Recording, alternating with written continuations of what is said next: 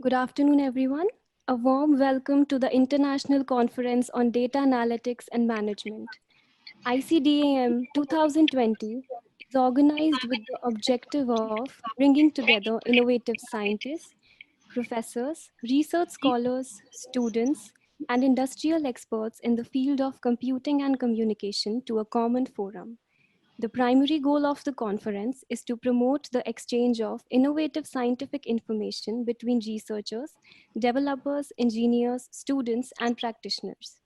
Another goal is to promote the transformation of fundamental research into institutional and industrialized research and to convert applied exploration into real-time application. Overall, the conference will provide the researchers and attendees with prospects for national and international collaboration and networking among universities and institutions from India and abroad for promoting research. ICDAM 2020 will be organized jointly by Jan Wyzykowski University, Polkowice, Poland, and BM Institute of Engineering and Technology, Haryana, India. Jan Wyzykowski University was created due to the cooperation of Polkowice Commune and Polkowice County. The founder of the university is the Zampol Company, which Polkowice Commune and Polkowice County own all the shares of. On 30th August 2001, the founder received the permit to establish non-state high vocational schools from the Minister of National Education and Sport. On 8th January 2002, following the decision of the Minister of National Education and Sport, the Lower Silesian University of Entrepreneurship and Technology in Polkowice was registered as the non-state high vocational schools at number 91 in the register kept by the Minister of National Education and Sport.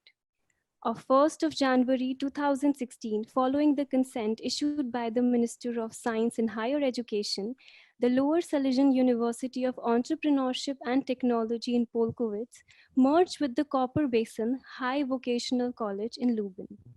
As a result of the merger, at the second decision issued by the Minister of Science and Higher Education, the university also received the name Jan Wyzykowski University. VM Institute of Engineering and Technology is one of the best engineering colleges in Haryana and Delhi NCR. It was established in 1999 by Bhagwan Mahavir Education Trust with the objective of creating a center of excellence in the field of technical education at Sonipat and provide conducive environment for studies based on the teachings of Lord Mahavir. The institute is committed to non-violence, truthfulness, and non-stealing.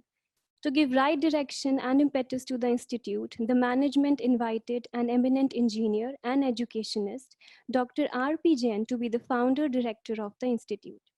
It was conscious decision of the management to induct persons with experience both in the field of education and industry to give right orientation to the teaching based on the requirements of the industry while adhering to the prescribed university syllabus. For all-round development of the students and to give them opportunity of self-expression, the institute organizes sports meets and cultural programs in the campus and encourages students to take part in the events at inter-institute level. The institute takes pride in creating atmosphere conducive to students taking their studies seriously, which is reflected in low absenteeism and high grades in university examinations. To broaden their horizons in the professional field, Institute organizes guest lectures and visits to industries, trade fairs, etc. Encouragement, enthusiasm, excellency is one of the major aspects of both the institutions. But every success story begins with a vision. The Universal Innovators is a private and autonomous body promoting research-based activities all over the world. The UI aims to do non-profit collaborative research in the field of engineering, applied sciences, and management. They aim to be the leading independent academic and professional body working in collaboration with faculties, students, researchers, and educational institute. The mission of Universal Innovators is to cultivate and carry out research in high-tech methodologies. They deal in conducting FDPs, workshops, seminars, and conferences. As a recognized body, Universal Innovators seeks to facilitate the availability of academic excellence and disseminate innovative knowledge worldwide. The entire audience, cutting across the barriers of caste, color, creed, are now sitting together to find, explore, and implement innovative methods in technology. With an objective of encouraging the spirit of research and innovation, we begin the conference. Now I would like to pass on the verbal baton to Honorable Professor of Jan Wyzykowski University, Conference Chair, Dr. Zdzisław Pulkowicki.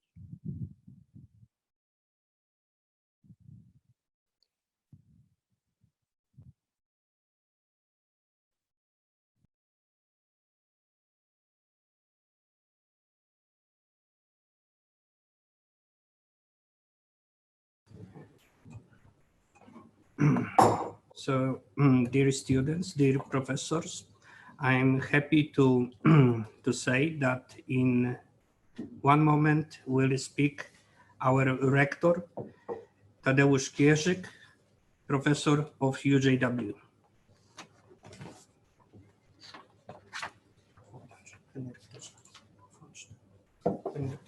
Co, mogę zacząć już mówić? Teraz. Good morning, ladies and gentlemen. I'm warmly welcome all the participants of our conference. I'm very pleased that we have succeeded in organizing this conference. In the original version, we, together with our friends from India, planned to conduct a conference at our university. This proved impossible. I'm glad that our conference is taking place with the participation of Springer Publishing House. Thank you very much.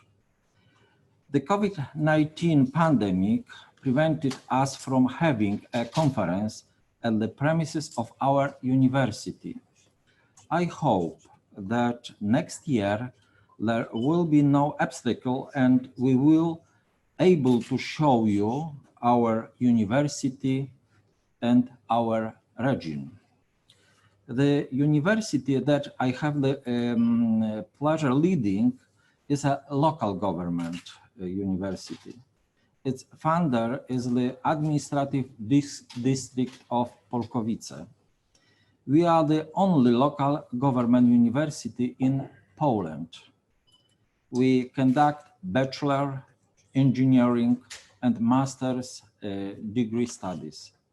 We educate in fields such as law, administration, pedagogy, as well as management of first and second circle studies, management and producing engineering, mining and geology, as well as information technology, mechatronics, and logistics.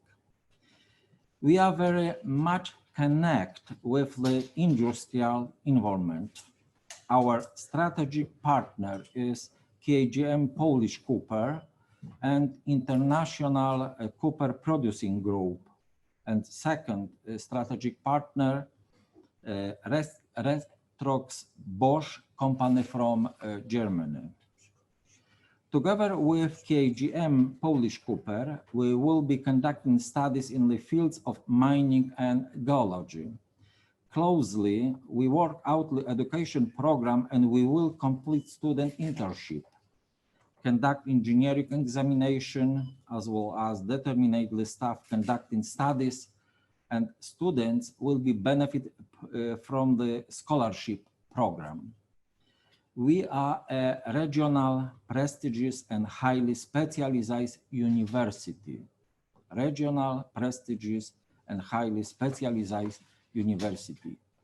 We are open to conduct with other universities.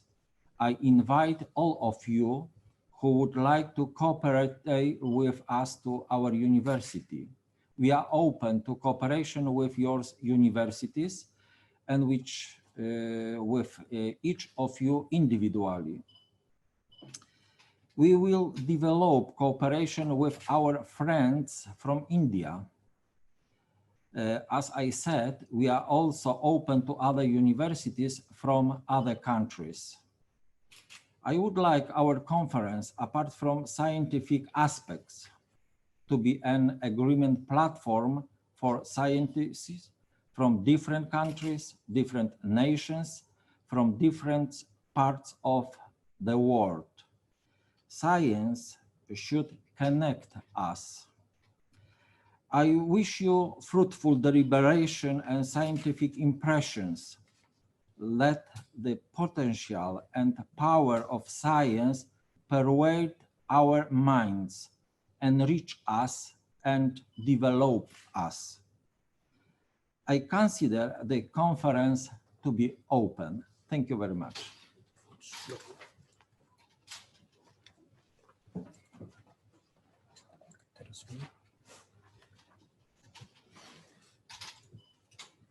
Now we will have pleasure to hear speech of our mayor, Mr. Lukasz Puccinicki. Momencik, jeszcze złożę.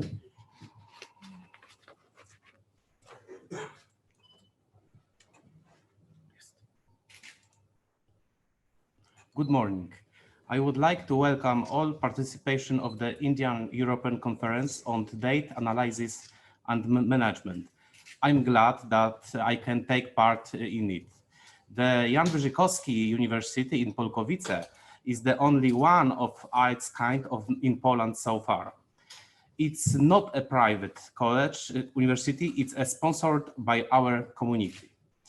Our school is also one of the few educational centers in the country that has recently become the proud receiver of the patronage of global industrial giants such as AGM, Polish Cooper, and Bosch Rexroth.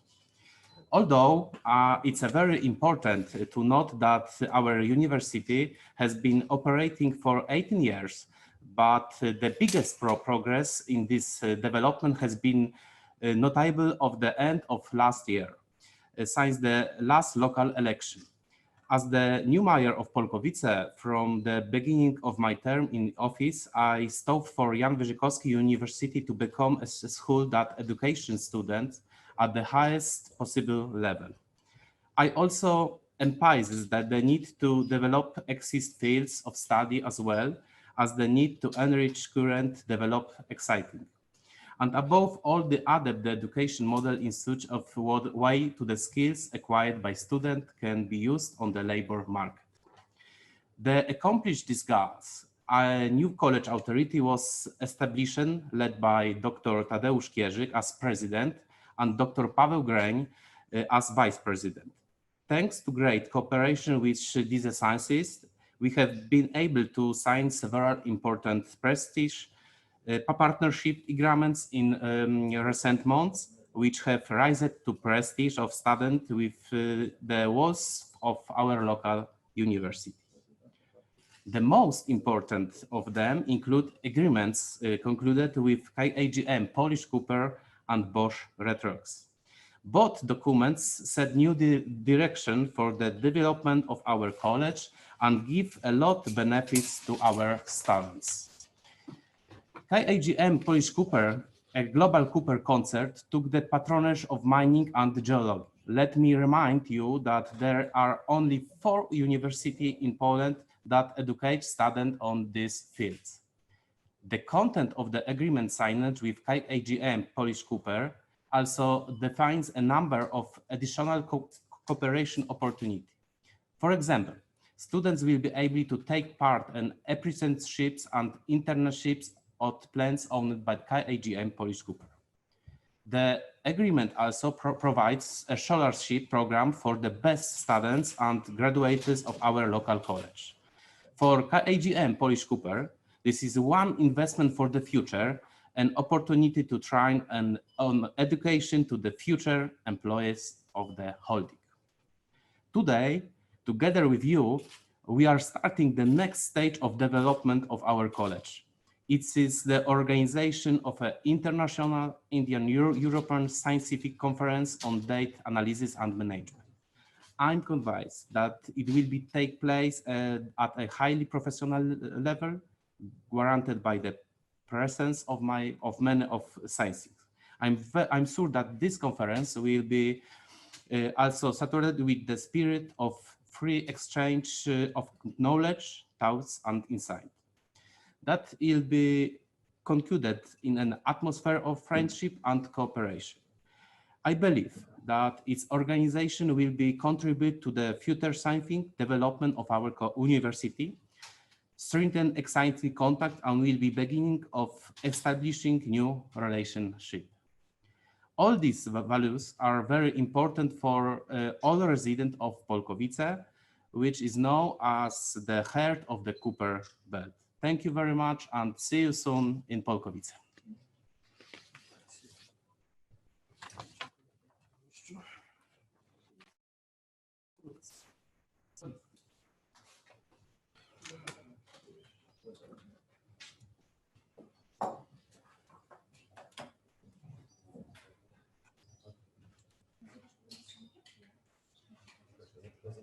I'm extremely happy that Jan Wyzykowski University from Poland and partners from India are organizing this international conference.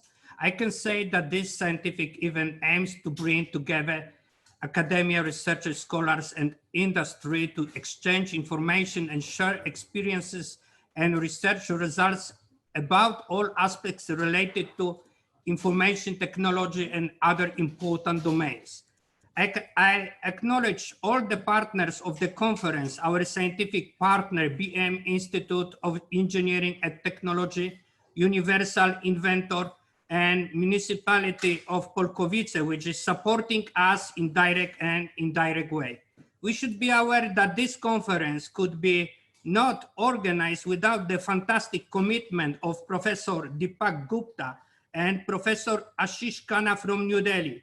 The team has been working very hard, all members of this team were well organized. Also, I thank all people from Poland who were involved in activities during this conference.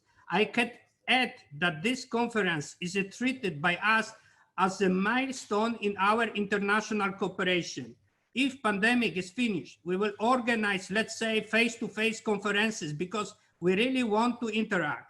So I wish all participants and organizers success in life. Thank you very much. Thank you, sir. I now request Dr. Siddharth Bhattacharya from Christ University, Bangalore, General Chair, to enlighten the gathering with his words. Welcome, everyone. It gives me immense pleasure to welcome you all to this first international conference, the Indo-European Conference, ICDAM 2020, which is being jointly organized by Jan Wyzykowski University, Poland, and PM Institute of Engineering and Technology, Haryana, India. It is likely to be a very good event. Even then, we have to be very cautious regarding what is going to happen all across the world due to the emerging pandemic. And we hope that we all should come out of this crisis. And in future, we should all work together for the betterment of the society. As far as this conference is concerned, this is the first edition of this ICDA, which is being organized in Poland. It is quite unfortunate that we are not being able to make it to Poland in person due to this pandemic. But even then, due to the hard work of the conveners in the form of Deepak Gupta and Ashish Khanna, this conference has attracted several quality papers from all across the globe and is likely to come out as a very good event. I request all the participants and the attendees to attend all the sessions and try to interact and network with the different leading scientists all across the world to gain insights into the recent trends of data engineering and management. This conference is also likely to give options for the to the attendees or the participants to publish their extended papers in very reputed journals, including IEEE Internet of Things, Transactions and Emerging Technologies, and other SCI journals. So again, thank you all for the participation and hope this event will be a very good one. Thank you. Thank you, sir. I now request Dr. Harish Mehta, Principal of BM Institute of Engineering and Technology, Conference Chair, to address us with his wise words. Good afternoon, everyone. It is my great pleasure to welcome you to ICDAM-2020, an Indo-European conference. BMIT is one of the leading engineering and management institutes affiliated to IP University Delhi, and the institute is continuously working towards enhancement of quality and education and research. This time, we are fortunate to work with UJW Poland, and due to tremendous effort of Dr. Ashish Khanna, Dr. Deepak Gupta, and Professor J. Polkowski from UJW Poland, we are able to do this conference. I know that the success of a conference depends ultimately on many people. In particular, we thank the program committee for their thorough and timely reviewing of the paper, Universal Innovators for their arrangements and help in organizing this conference. They worked very hard, and recognition should go to the local organizing committee members and student volunteers who have worked extremely hard for the details of important aspects of the conference program and other activities related to the conference. I would like to thank the mayor of Polkowice, Poland, to be with us in this conference. Rector of UJW Poland, Professor Polkowski, UJW Poland, Professor Bhattacharya, and all dignitaries who are present in this conference. I congratulate all participants for sharing their research at this platform related to the current topics of interest, that is big data, data analytics, data management, and computational intelligence. I would like to thank you for your participation in the conference, and thanking you very much. Thank you, sir. I would now like to request Dr. Abhinav Juneja, Deputy Director of BM Institute of Engineering and Technology, TPC Chair, to address the gathering.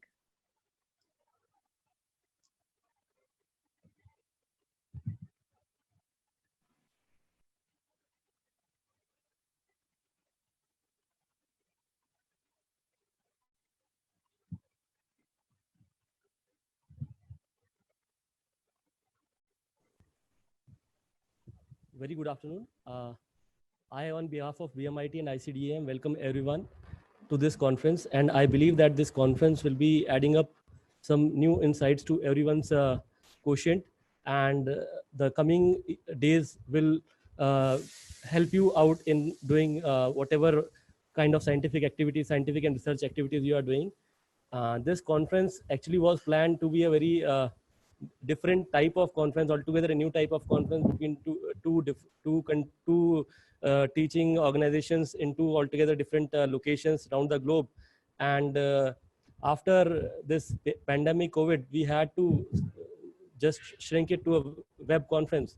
But I believe that there will be times when everything will be normalized, and by the next year, same time, we will be probably conducting conference which will be held in a physical format. And because of this pandemic, there was a lot of trouble in organizing this conference, and it's all the efforts of the team behind this conference, especially Dr. Deepak Gupta and Dr. Ashish Khanna, their efforts and the kind of management they have done and the kind of encouragement they provided even to us as the host of this organization, this conference.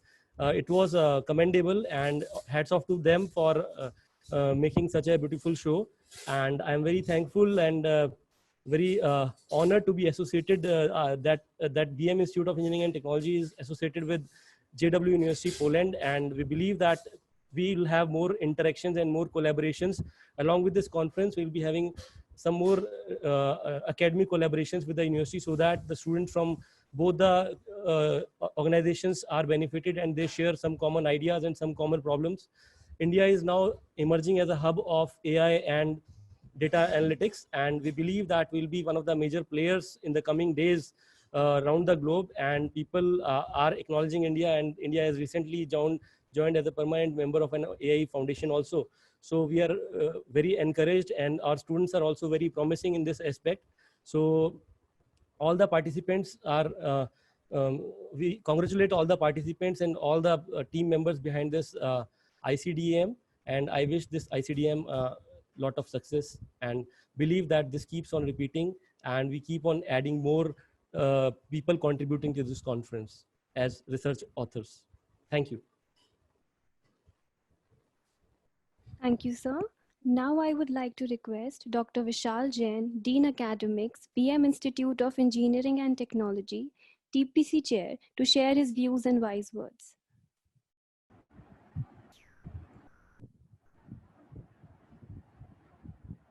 Hello, am I audible? Am I audible? Yes, sir, you are audible. Thank you. Good afternoon, friends. On behalf of VM Institute of Engineering and Technology, Sonipat, and the ICDAM-2020 Technical Program Committee, I would like to extend our warmest welcome to you to the International Conference on Data Analytics and Management, an Indo-European conference. We are really very happy to hold a joint conference with Wyzykowski University, Poland. I would like to take this opportunity to express our most sincere thanks to all authors who have submitted manuscripts to this conference. Your participation and contribution attest the vibrant energy, excitement, and creativity exhibited by this growing field of data analytics and management. We would like to thank the Technical Program Committee members for their tiring effort and hard work, providing objective, unbiased, and timely review for each submitted manuscript. Last but not certainly the least, we are very grateful to the Universal Innovators and their team for their advice and encouragement throughout the process.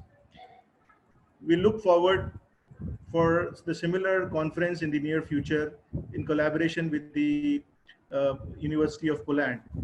Thank you very much. Thank you, sir. Now I would like to invite Dr. Ashish Khanna from Maharaja Agar Singh Institute of Technology, convener of ICDAM 2020, to address the gathering. Good afternoon to all the dignitaries, academicians, students, people from the industry, and all the participants from all over the world. On behalf of ICDM, I, Dr. Ashish Khanna, along with Dr. Deepak Gupta, the conveners of the conference, welcomes you all to the first version of Indo-European Conference, that is International Conference on Data Analytics and Management 2020. ICDM 2020 is organized jointly by Wyzykowski University, Poland, and VM Institute of Engineering and Technology, Haryana, India. Dear all, in this difficult time, when the whole world is facing the pandemic of COVID-19, the responsibility of all the researchers have increased tenfold. Now, all the conventional systems will work in different manner. The research community for the human welfare needs to solve all the problems, and the world is facing during this dynamic environment. World has really become very small now.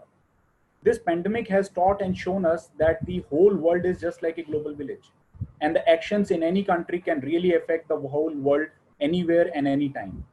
Therefore, we all can understand the researchers from all over the world should also come together and work in collaboration, and platforms like ICDM are really necessary and important, which provides the researchers from every part of the world to come together and work in collaboration to get the fast results. Now, I would like to tell you something about the ICDM. This year, ICDM has received 385 papers, and after the rigorous and standard review process, only 72 papers have been accepted and registered, with the acceptance ratio of only 18%. Then, this conference is unique in many ways.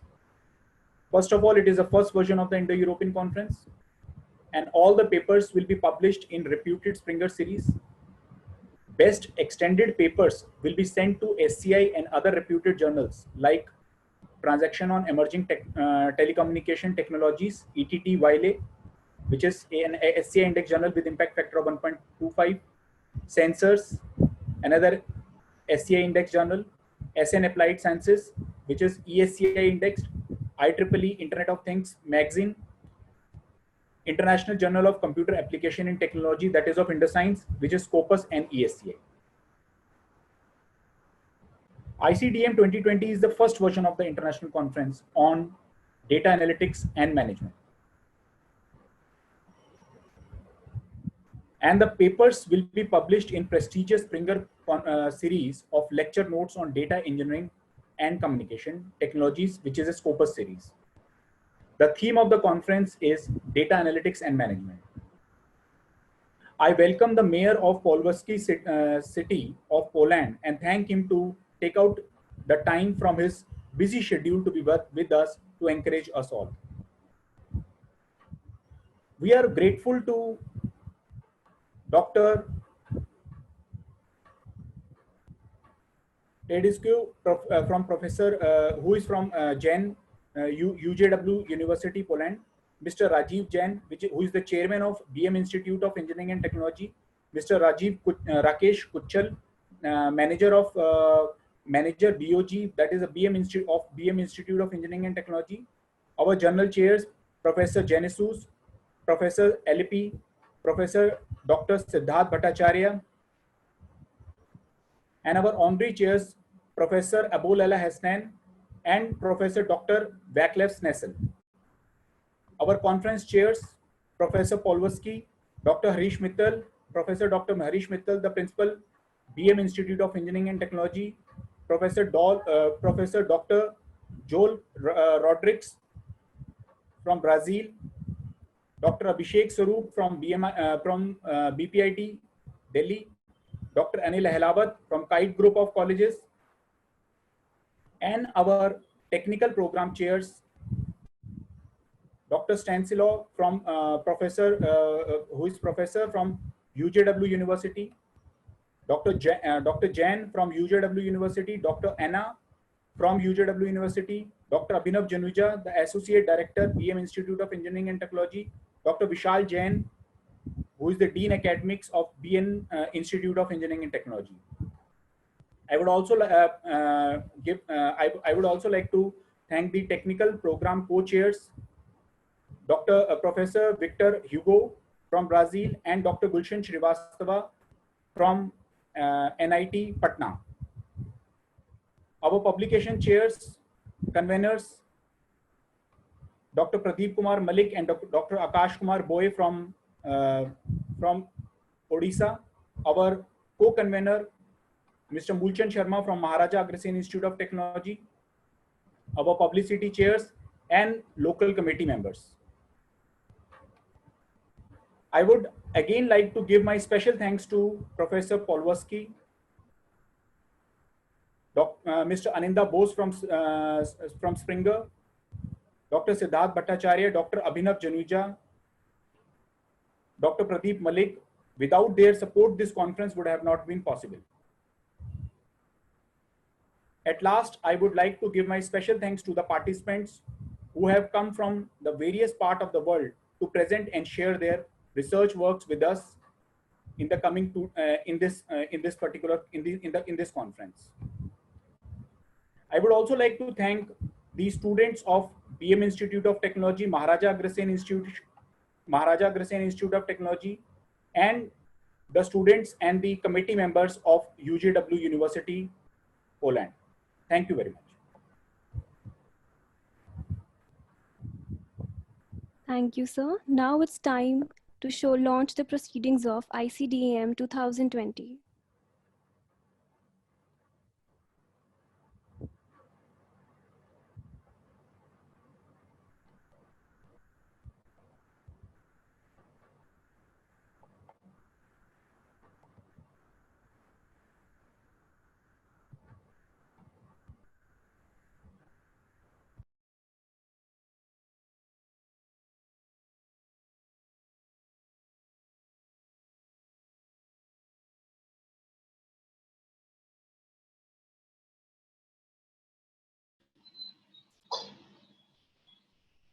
Hello everyone. It is a proceeding launch of ICDAM-2020 Data Analytics and Management. In this proceeding, kindly scroll down. Scroll down. We have given a schedule and the abstract of the selected papers are included in this proceeding along with the committee which have worked hard to make this conference a success.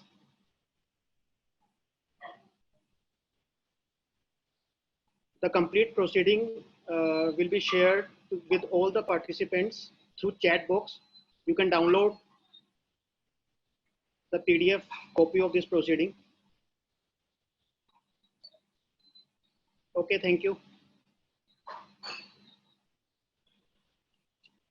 Thank you, sir.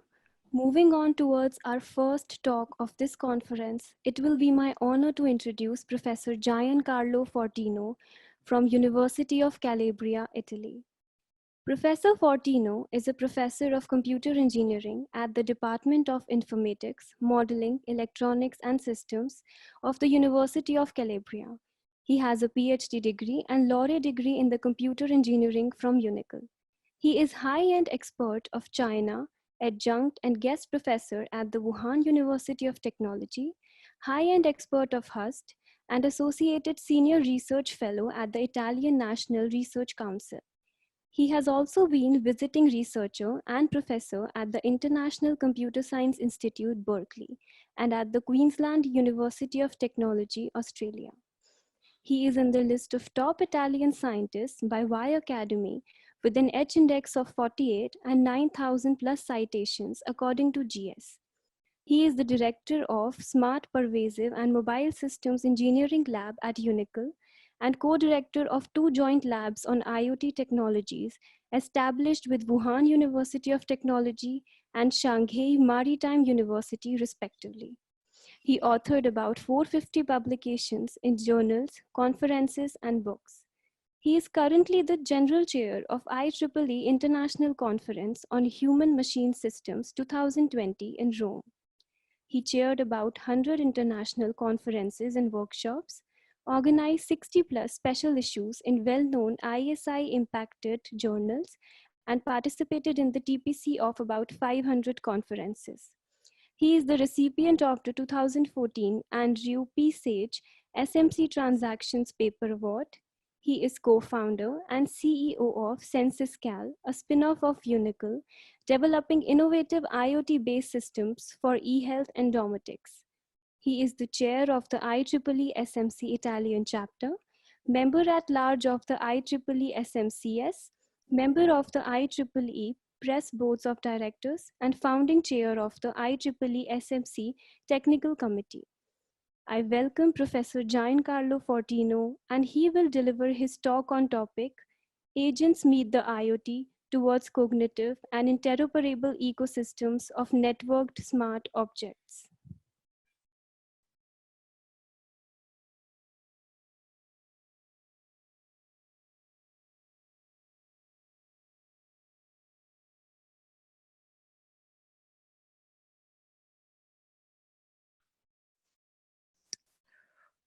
Okay, may you hear me? I hope so. May you give me some feedback? May you hear me? Yes, sir, we do hear. Okay, great. Okay, so thanks a lot for your introduction. I'm, pretty glad to be here, even virtually, to give this this talk on our research that we have been pursuing since many years about how to develop Internet of Things system based on the agent computing paradigm. So I will share my screen.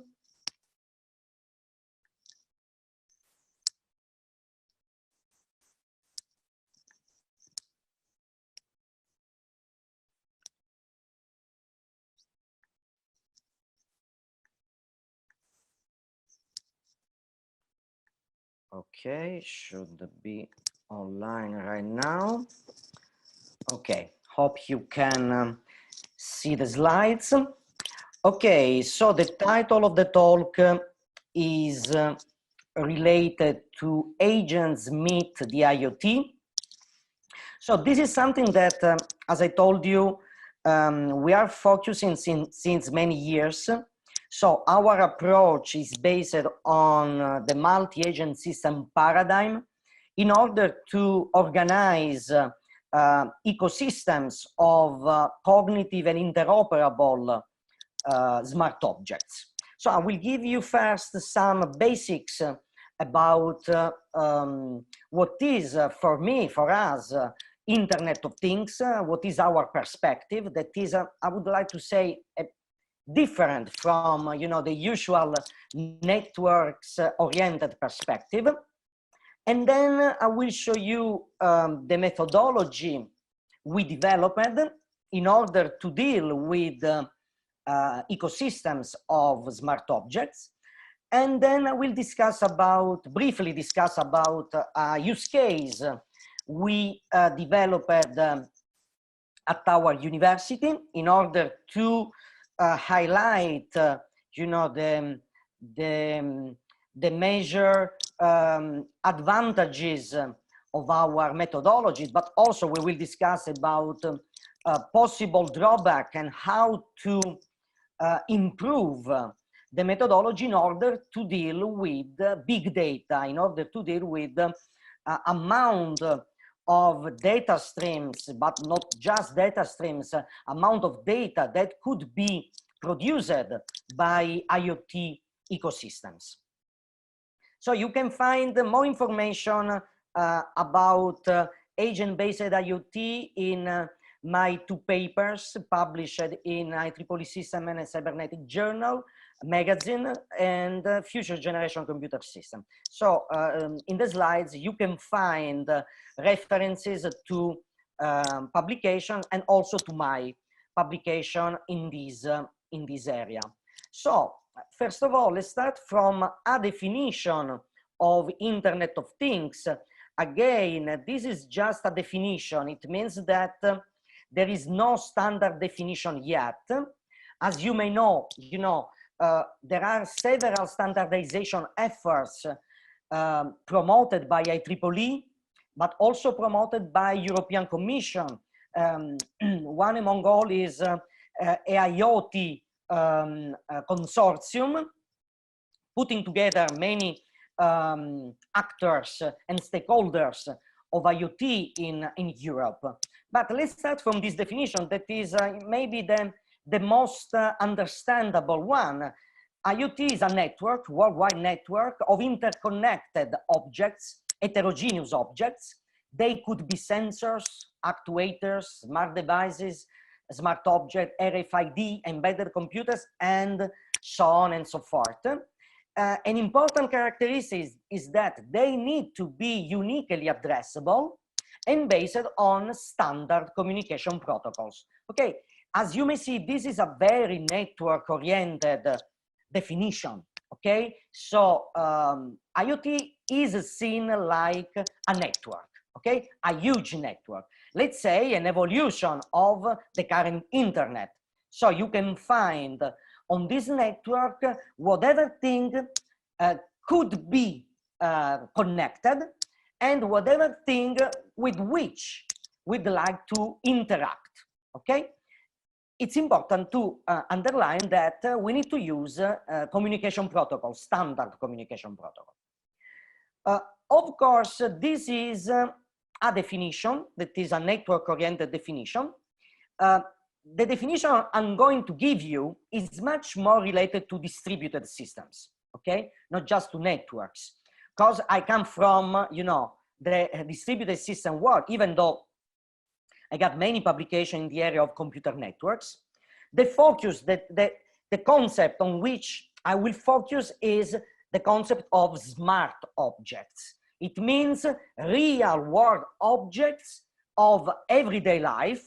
Okay, it could be a desk, it could be a chair, it could be a wall, it could be an office, it could be a building, it could be a whole city. Okay, real world object with embedded smartness.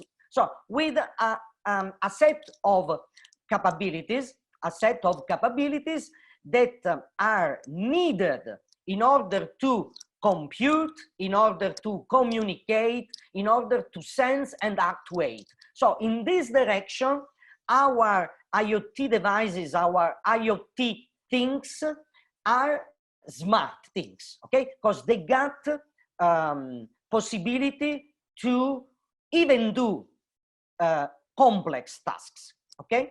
So this is something that I always promote, in the sense that very likely in the near future, the most important aspect of the Internet of Things will not be things, will not be devices, but services, okay? Very likely devices, things will be granted, will be provided for free.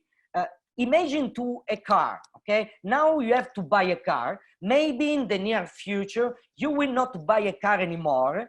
You will rent a car, you will share the car, and then you will pay for the services that the car and the car system will give you, okay? This is, you know, a shift, a business shift of the paradigm, okay? So you will not be the owner anymore of the object, but you will pay for the services. So services will be the real drivers for IoT, not the devices. And this got an implication, a strong implication, because this will imply that you will pay for the services, and very likely you will pay for the data.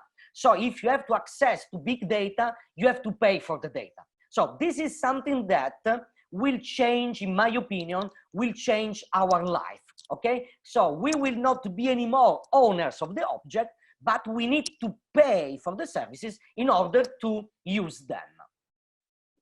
And of course, in this context, you can see a system, an IoT ecosystem, like a distributed system. I would say an extreme distributed systems. Then we can provide the IoT definition that I like, okay? The IoT definition that is centered on cooperating smart objects. So you can see an IoT system as a decentralized, loosely coupled system of cooperating smart object, where a cooperating smart object is a physical, so a cyber physical object. A cyber physical object, it means augmented with sensing actuation capabilities, with processing capabilities, with storing capabilities, and of course, with networking capabilities. So networking capabilities could be wired or wireless. It means that the object could also have multiple radios. So it could communicate with Wi-Fi, with Bluetooth, with 5G, or with, you know, any other network means through which the object is able to connect to the network. Imagine a 6G network or 7G network in the future, and the object is able to communicate with other objects in order to fulfill even complex tasks, okay? Communicating data, communicating intermediate results, communicating final results, again, in order to put everything together and fulfill final goals that are, of course, application domain specific. They could be automating a home, monitoring an office, implementing some smart city policies, and so on and so forth, okay? So this is just an example of smart object architecture in which you can have different components of your smart object, okay? This is, again, neutral with respect to current solutions, okay? So here you just got the components you need in order to have a smart object. So you just need devices, you just need communication, you just need physical services, because any cyber physical object come with physical service and cyber ones, okay? They both concur to the nature, to the real nature of the cyber physical object. And of course, if you'd like that the object should be intelligent or smart, then you need to embed some decision-making activity based on memory, so a knowledge base, and of course a processing unit. Of course, you could also virtualize your object, but when I speak smart object, I focus on a real cyber physical object, okay, not a virtualized one. Indeed, you can also virtualize your object, but my focus is on cyber physical object that could be, of course, even virtualized, but the focus is on the cyber physical one. And of course, if you got many cyber physical objects, smart objects, you can create ecosystem of smart objects by putting together, by interconnecting. This is an important word, interconnecting subsystems. So each subsystem is composed by many different smart objects, even heterogeneous smart objects. Then you can put them together in order to form an ecosystem of smart objects. In Europe, we ran recently a huge project. It was a 8.5 million euros funded project by H2020 framework. I was the deputy coordinator of the project, and we focused on how to make interoperable different subsystems, different systems that are not able to speak with each other. This is very important. This is a very hot topic because we are going this direction. Even the industry is going this direction right now. If you consider Sony, if you consider Siemens, if you consider big elephants, they got all their own solutions, and their solutions are not interoperable with each other. This is gonna be an opportunity right now in order to create silos, okay, in order to sell their own product, but in the near future, it will be a mess. It means that you will have a lot of subsystems and you will not have any means to put them together, okay? So in this project, we delivered a methodology and also methods, technical methods, to which you can put together everything without any standards. Because in order to have standards, we need to wait maybe long time, not just a couple of years, but long time, okay? So this is a layered view of an IoT system. So you can see from the bottom to the top, the smart object layer. Then you can see the internet layer, where internet doesn't mean the current internet, okay? Internet means a new network, okay? Very likely composed by many different networks, able to interconnect smart objects. And then in order to manage smart objects, not only, you know, the device, but also the data of the objects. And this, you know, is the focus of your conference, that is more oriented to big data management. But of course, data are produced by the IoT ecosystems. In order to manage such data, you need to have a middleware able to manage not only the object, but also the data produced by the objects, okay? And then atop, you got application, whatever application you'd like to develop.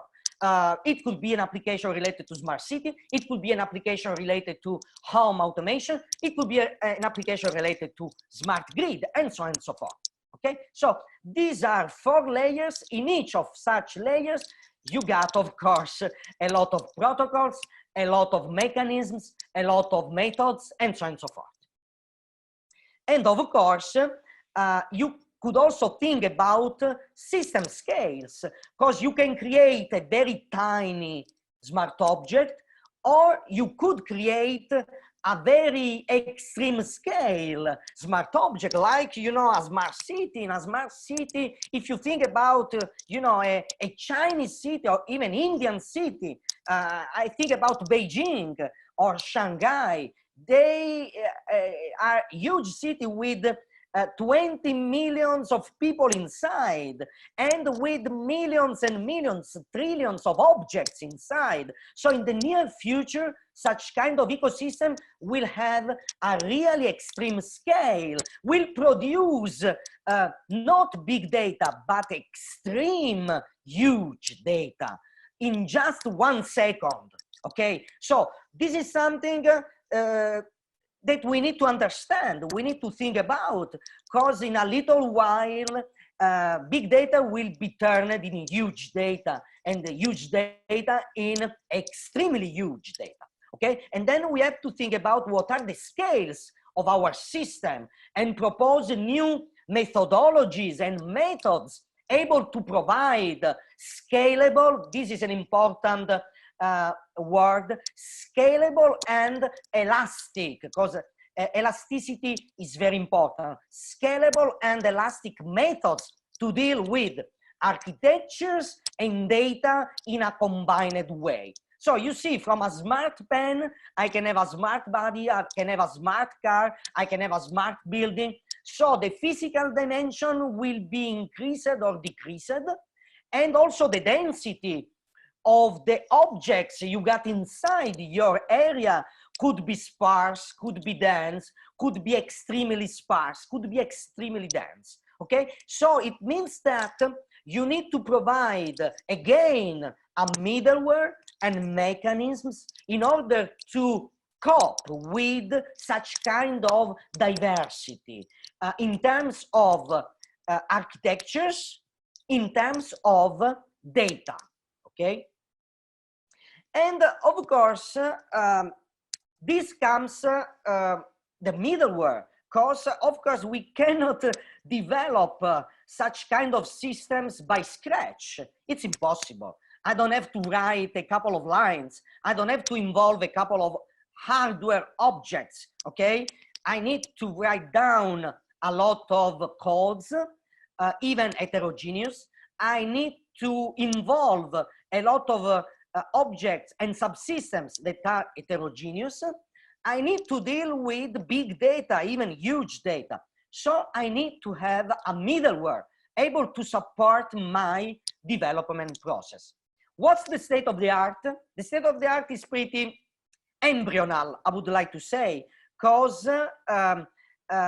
in the very first generation of IoT middleware, there were a lot of different proposals, as you see, first generation of frameworks, so different proposals, many different proposals, but they were not IoT oriented.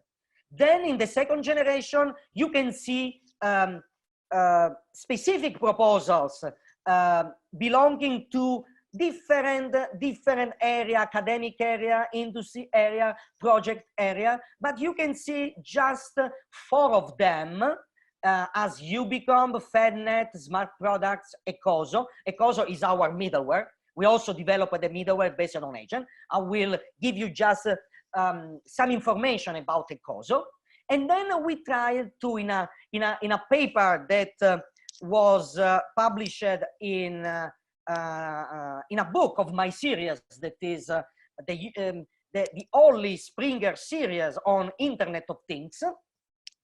We published this book about smart object and also this chapter that is I would say a systematic comparison among the currently available middleware for IoT system till some years ago. We are in the process of update this paper, so very likely we will have you know, the new paper, the new updated paper in this direction. But of course, if you have to deal with IoT system, you need to fulfill requirements. What are the requirements? I will be very brief on this. And again, please refer to our paper in order to go into details, in order to go in depth, okay, about this part of my talk.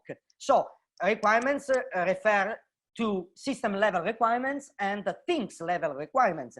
System level are very similar to decentralized systems, okay? Things level are very specific to Internet of Things. New requirements, I would say new requirements, even different from the traditional cyber physical system. So in order to deal with such requirements, you need to phase such requirements from two different levels, system level and things level. So in the chapter, you will find details about what are the parameters of such level, specifically the things level are related to heterogeneity, augmentation variation, decentralized management, and dynamic evolution. Of course, data are inside such requirements because data cannot be, in my opinion, detached from the cyber physical object that are able to produce such data. Okay, so we need a methodology able to deal with architecture and data in a holistic way. So we focused on the agents. So maybe you already know agents because it is a paradigm that has been around since many years, more than 20 years. Okay, I remember I was at the University of Berkeley more than 20 years ago, and I was working on merging software agent with multimedia systems. Okay, so agents are no new stuff, but again, it's an important paradigm in the computer science area that you can use in order to model and develop IoT system. Why agents? You know, agents share characteristics with IoT devices, exactly the same characteristics. An IoT device should be autonomous. Agents are autonomous. IoT devices need to interact. They need to have social abilities, and agents got social abilities. IoT devices need to be responsive, reactive, and then agents are reactive. So reactiveness is a property of agents. They need to be also proactive because they are intelligent. So they focus on a goal and need to fulfill such goal. And they need to be mobile. So they need to be mobile from physical viewpoint or logical viewpoint. So they are pretty similar. And it's pretty natural. It was very natural, okay? I would say seamless to model systems, IoT systems using agents. What we achieved? We achieved a middleware that is, you can find on this link, okay? The middleware is not available on the website, but you can request the middleware, okay? So we can, you know, collaborate on the middleware. The middleware is very complex because it is not just a software middleware, but it relies on hardware, as you can see here. So it is layered in multiple layers, from the high-level architecture to the middle layer architecture that is based on agent platform, to the lower level architecture that is based on network, on sensor and actuators. You see many different commercial and research devices, okay? And the middleware is able to grant interoperability. So if you got a new device, we are able to adapt the device to our framework. So we publish it extensively in this area. So you can see many publications and many links that you can follow in order to understand better how the middleware is organized. But at the higher level, that is easy, you know, it's easier to understand. At the higher level is based on the agent paradigm, and specifically on the Jade platform. The Jade platform is one of the most famous agent-based platform in the distributed system area. It was downloaded thousands of times, okay? A lot of users. So the community is composed by thousands of users, different users, not only from the academic world, but also from the industry. At the very beginning, you know, Jade was developed by Telecom Italia. So it was developed by a telco operator, and then was also maintained and promoted by different Italian and non-Italian universities. Another point, but very just to give you some idea, in order to develop a system and based by many smart objects, you need to have a smart object discovery system. This is fundamental, okay? And this system needs to be massively distributed, because you cannot think about a centralized system. Think about in the 2050, you know, someone said that we will have trillions of objects, trillions of smart objects. So it means that many order of magnitudes more than humans. So in 2050, humans will be maybe 10 billions, 12 billions, but objects, smart objects, connected objects will be more than trillions. So more than 4, 5 order of magnitudes more than humans. So in the near future, you know, the network will support objects much more than humans. So we will be, you know, a minority part, you know, of the users of the future internet, okay? The minority, because the majority part will be objects, okay? This is important to understand in order to, you know, drive future research in this area.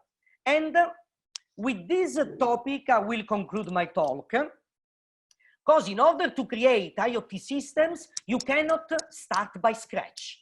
You need a methodology. So we proposed the very first methodology on how to develop IoT systems, a methodology that is composed by mainly 3 phases: analysis, design, and implementation, subdivided in, you know, sub-phases.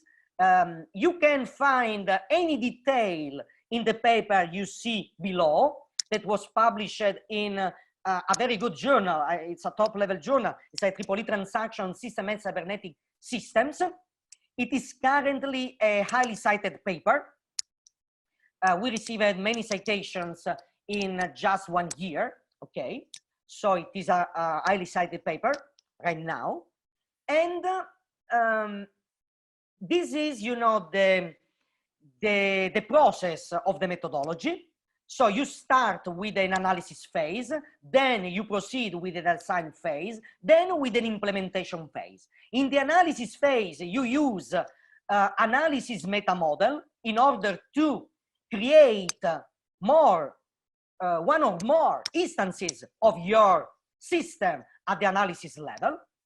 So we provide a meta model that you can instantiate in order to create your analysis level models. Then you can translate the analysis model into design, and then you can choose which kind of specific agent-oriented approach you'd like to take. Okay. You can use a COSO, you can use ELDA model, you can use many different models that were provided around in the last years. At the end of the day, you need to create an implementation. So the implementation is not only software, okay? The implementation is software and hardware. And then you need a middleware that is able to adapt to even heterogeneous platforms, okay? I will show you very, very briefly the use case, and then you can understand at a high level how you can proceed with our approach. Okay, this is just the meta model related to the analysis phase. You can see you got all the entities you need at the analysis phase in order to create a conceptual model of your system. So we are at the analysis phase. It means that you need to be neutral from the technology viewpoint. So you need to think about, you need to conceptualize your system, and starting from the idea of smart object. So you need to define what are your smart objects, what are the relations between your smart object, and then what are the properties of your smart object, and which kind of services your smart object or your smart objects provide. Okay, this is fundamental, because you remember that I stated at the beginning of my presentation that the services will be the drivers of IoT. So in my opinion, you need to have a service-oriented view of your IoT system, okay? So according to the middleware, according to the methodology, we developed different use cases, real use cases, okay? No prototypes, real use cases. And then we created our so-called smart university. We created a real smart street in our city, and also a real smart lighting system in a part of our city. Very brief, this is a real view of our university, specifically our department, and we created a subsystem, a hierarchical subsystem of smart object. You see a smart bridge, a smart department, a smart lab, and we interconnected this smart object. You see, our university is built aside a bridge that is longer, that is almost 1.5 kilometers long, okay? So it's a huge bridge, aside of which we got different tube buildings, inside of which we got classrooms, laboratories, office, and so on and so forth, okay? So we created this huge smart object composed of many services. We got a smart vibration services of the bridge, a smart monitoring for the department, environmental monitoring, indoor environmental monitoring, and then we also are able to monitor each single researcher, because we can put on each single researcher a body sensor network. So we are able to, in real time, understand what the researcher is doing in his university life, okay? And this is just, an instantiation of the model I shown you just 2 minutes ago. So starting from the analysis phase, and then from the requirements of your specific application domain, then you instantiate the model, and then you create new instances that will be then developed into the sign, okay? I will be very brief right now. So this is just, some snapshot of our prototype that is a real working system. So this is a snapshot of a point of monitoring of our bridge. This is a snapshot of a point of monitoring of our smart department. And this is, our body sensor network that, my collaborator got on his body in order to be monitored. We did the same with a smart street in our city, Cosenza. You can see a lot of objects around the city, able to monitor pollution and environmental condition of our street.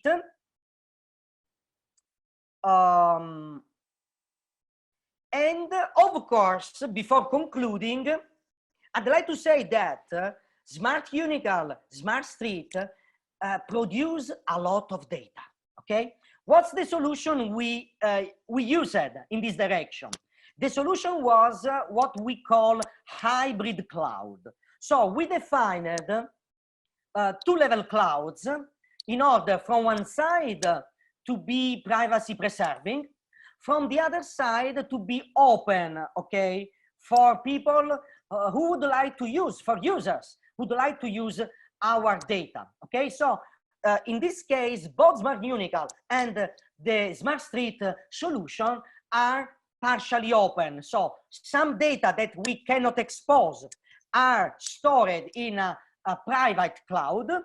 Data that could be freely, shared, open data, let's say, are stored on a public cloud. Okay, so this is a solution that we deem to be very important, even for big data management. Okay, okay. Just to conclude, in the talk, I focused on IoT systems from the smart object perspectives. Okay, not from the network perspective. So this is the perspective I like much more. Okay. To promote, since maybe 10 years, I'm promoting in my talks and in my papers these perspectives, smart object-oriented perspectives. I showed you what are our current, let's say, main results. So the middleware from one side, the methodology from the other, of course, also the use cases, but the main points are the reusable middleware and the reusable methodology. They are characterized by high flexibility derived from the multi-agent system paradigm, okay? So according to our experience, multi-agent systems are the right, I would say, in my opinion, the most suitable paradigm in order to develop ecosystems of IoT smart objects. Future work. Currently, we are much more focused on the data part. I mentioned you the hybrid cloud. We are massively using the hybrid cloud in order to store and analyze data coming from our IoT ecosystems. And from the other side, also in this case, we need methodology. Because sometimes you say, okay, we just collect data and data and data, and then later on, we will analyze the data offline or even online. But wait a moment, you need even a methodology. You need a methodology in order to deal with big data analytics and with data mining on huge data, okay? So in this paper that was recently accepted in a very good journal that is ACM Transaction Internet Technology, we propose a methodology to deal with data mining at the edge. So edge is another word that we often use. I didn't speak about edge in this talk because, you know, the time is pretty limited, okay? But edge, you know, is another important word that you have to put inside, you know, the IoT world, because without edge, it's gonna be very difficult to provide low latency or zero latency or low level computation, quasi real time, and so on and so forth. There are many research challenges.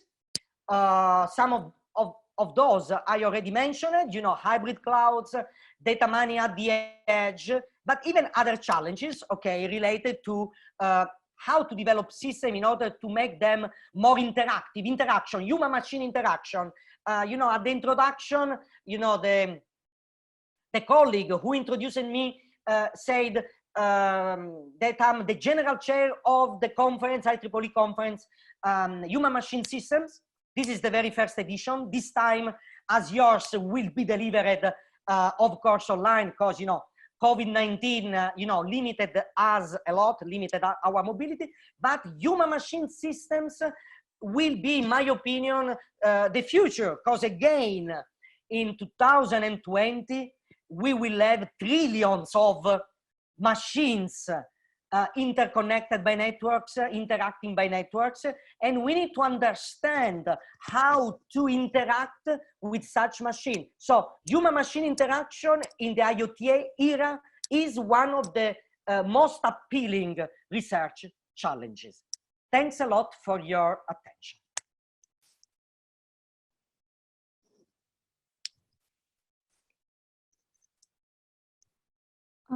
Thank you so much, sir. We have been receiving questions regarding your talk, so I would like to take them. Can you please answer them? Our first question is from Ajay Dureja. Any free tool for simulation of Internet of Vehicles? Internet of Vehicles? I would say yes, in the sense that there are several tools in order to simulate Internet of Things in general, okay? Indeed, such tools are much more oriented to networks than to my vision of IoT. But starting from, let's say, Omnet++, Network Simulator 2 or 3, and many other network simulators, you can build atop such simulator the IoT level, okay? And then you can build atop such simulators even the Internet of Vehicles level, okay? There are open source efforts. Indeed, the current ones, for what concern Internet of Vehicles, are not so stable. So if you'd like to use the simulator as is, you need to work a lot on it. You need to work out a lot, okay? So it is not a commercial product. So it is a research prototypes, okay? I can give you, if you send me an email, I can give you links. We also have our own prototypes. Currently, I work a lot on Internet of Vehicles with the Dalian University of Technology in China, specifically with my colleague Kai Lin, who is an associate professor at Dalian University of Technology. And we got our own simulator, but you understand that our own means that for us, it's easy to manage them. For another one, it's gonna be a bit tricky, okay? So I think that in a little while, we will also have more stable simulator related to Internet of Vehicles, even though you can, you know, starting by using some well-established network simulator, you can create, you know, your own layer and then simulate whatever you'd like to simulate, Internet of Things or Internet of Vehicles, inserting the right models that currently are not available in general purpose simulator. Thank you, sir. Our next question is from Dr. E. Sujata, asking how to approach funds for any research project concepts, sir. You mean research funding, right? Project framework. You know, this depends, you know, on your region or your country. For example, in Italy, we have a national program, and then we got a European program. Okay, these are the two main funding frameworks. Okay, the European one, you know that there is the H2020. Next year, it will start the new FP9 framework, and also we got the ERC framework. Okay, of course, if you work in the area of IoT, Internet of Vehicles, big data analytics, this is gonna be, in my opinion, easier for you to approach funding because they are very hot topics. But of course, then you have to develop a very nice proposal. You need to have a very let's say, suitable partners. It depends again on the programs, because each programs come with specific, you know, requirements that you need to fulfill them. Then, of course, if you are a senior researcher, you can approach some funding. If you are a junior researcher, you could approach other funding. Okay, but anyway, this strongly depends on your country, on your programs. But again, IoT could give you good opportunities. Okay, to apply for research projects. Thank you, sir. Now our next question is from Miksziof from Poland, and he's saying, I am convinced about usability of agent system as SO. My question is, what about criteria of evaluation ecosystem involving SO? Yes, this is a very good question. You know, I was very fast in my talk about this. Of course, the methodology comes with a set of requirements that you need to deal with during the analysis phase. Okay, and then apart from the macro requirements, you need micro requirements. Okay, at the different level of the layered IoT infrastructure. If I have to simplify the infrastructure, you can see the infrastructure as layered in device, then network, then middleware, then data, then applications. Okay. When I say data, I also include ontologies. Okay, that are different from data, but if you don't have ontologies, you don't have data. Okay, and even you don't have architectures, because you know, ontologies are let's say transversals with respect to the horizontal layers. And of course, in our methodology, we deal with all the layers from the functional viewpoint, and we deal also with all the layers from the non-functional viewpoints. So this is very important, fundamental, okay? So I fully agree that apart from the paradigm, and the agent-oriented paradigm, in my opinion, is very suitable. It is not just my opinion, but my opinion got, ground on real prototypes, okay? Not just on theory or on a simulation. But I agree with my Polish colleague that you need a set of requirements, macro and micro, a different layer of an IoT ecosystem, and you need to deal with them from the analysis to the design, from the design to the implementation. Thank you, sir. So now we are moving forward to our next talk of this conference. Thank you, sir. The next distinguished to honor us with his presence is Dr. Swagatam Das from Indian Statistical Institute, Kolkata. Dr. Das is currently serving as an associate professor at the Electronics and Communication Sciences Unit of the Indian Statistical Institute, Kolkata. His research interests include machine learning and non-convex optimization. Dr. Das has published more than 300 research articles in peer-reviewed journals and international conferences. He is the founding co-editor-in-chief of Swarm and Evolutionary Computation, an international journal from elsewhere.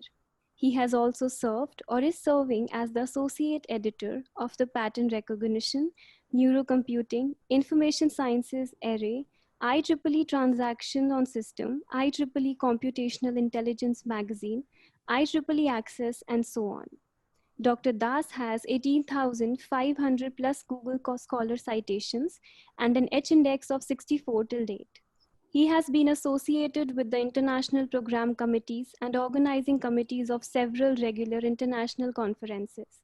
He has acted as guest editor for special issues in journals like IEEE Transaction on Evolutionary Computation, IEEE Transaction on SMC. He is the recipient of the 2012 Young Engineer Award from the Indian National Academy of Engineering. He is also the recipient of 2015 Thomson Reuters Research Excellence India Citation Award as the highest cited researcher from India in engineering and computer science category between 2010 to 2014.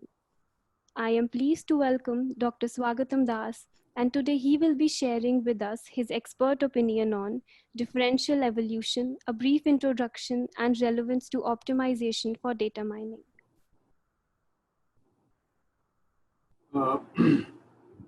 Good afternoon. Am I audible to all of you? I hope yes, so. Sir, Right? you're audible. Yeah. So given the short time for this presentation, I thought instead of sharing this the topic, I would just make a little deviation, and I would share with you some key challenges and future opportunities in the vast realm of data science and machine learning. So the talk will be focused in that direction mostly. And let me share my screen so that you can you will be able to see the slides. So is it possible? Can you see this opening screen from my slides? Is it okay? Yes, so we can see the screen. Yeah. So machine learning is a very regular keyword of this time, a buzzword you can say, and it has entered into our drawing rooms instead of being confined as a research jargon. And machine learning is like a set of tools which operate on data, and data is so abundant around all of us these days. So in this talk, this is a very brief talk. In this talk, I will try to elaborate on certain key challenges and opportunities in machine learning, which would be from each of which you can take up a new research line and progress to contribute soundly to the existing state of the art. So just as a very brief introduction, what is machine learning? There are two words, machine and learning. Machine means computers, and learning system is a system which can take an appropriate, future decision based on its past experience. And not only that, it can improve this decision-taking capability with more and more past experience. This is the basic definition of a learning system. And human beings, human children are by default inherently very good learners. They can learn naturally. Say, for example, let me give you a very brief example of what it actually means. When I was a child or you were a kid, our mothers used to point to a kid's picture book and say, look, this is a dog, look, this is a cat, look, this is a rat, and so on. After a few rounds of such training, when I go on road with my mother and a little creature passes by me, I would yell out, mother, look, that's a dog. Although that dog was not the one exactly printed in my book. But somehow the gross appearance, texture, color, shape of the creature has been registered in my biological neural circuit under the tag word of dog. And what I just did was to take a decision about the category of that creature which passed by me. So this is how human children learn. Similarly, up to my 9-10 years of age, whenever I used to listen to a Bollywood film song, I would yell out, mother, see, Lata Mangeshkar, who is a very famous singer of our country, is singing. All lady singers used to come to my ear as the voice of Lataji.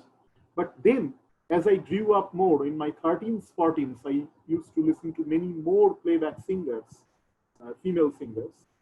Then I could clearly distinguish between Lata Mangeshkar, Asha Bhosle, Sunidhi Chauhan, Kavita Krishnamurti, and so on.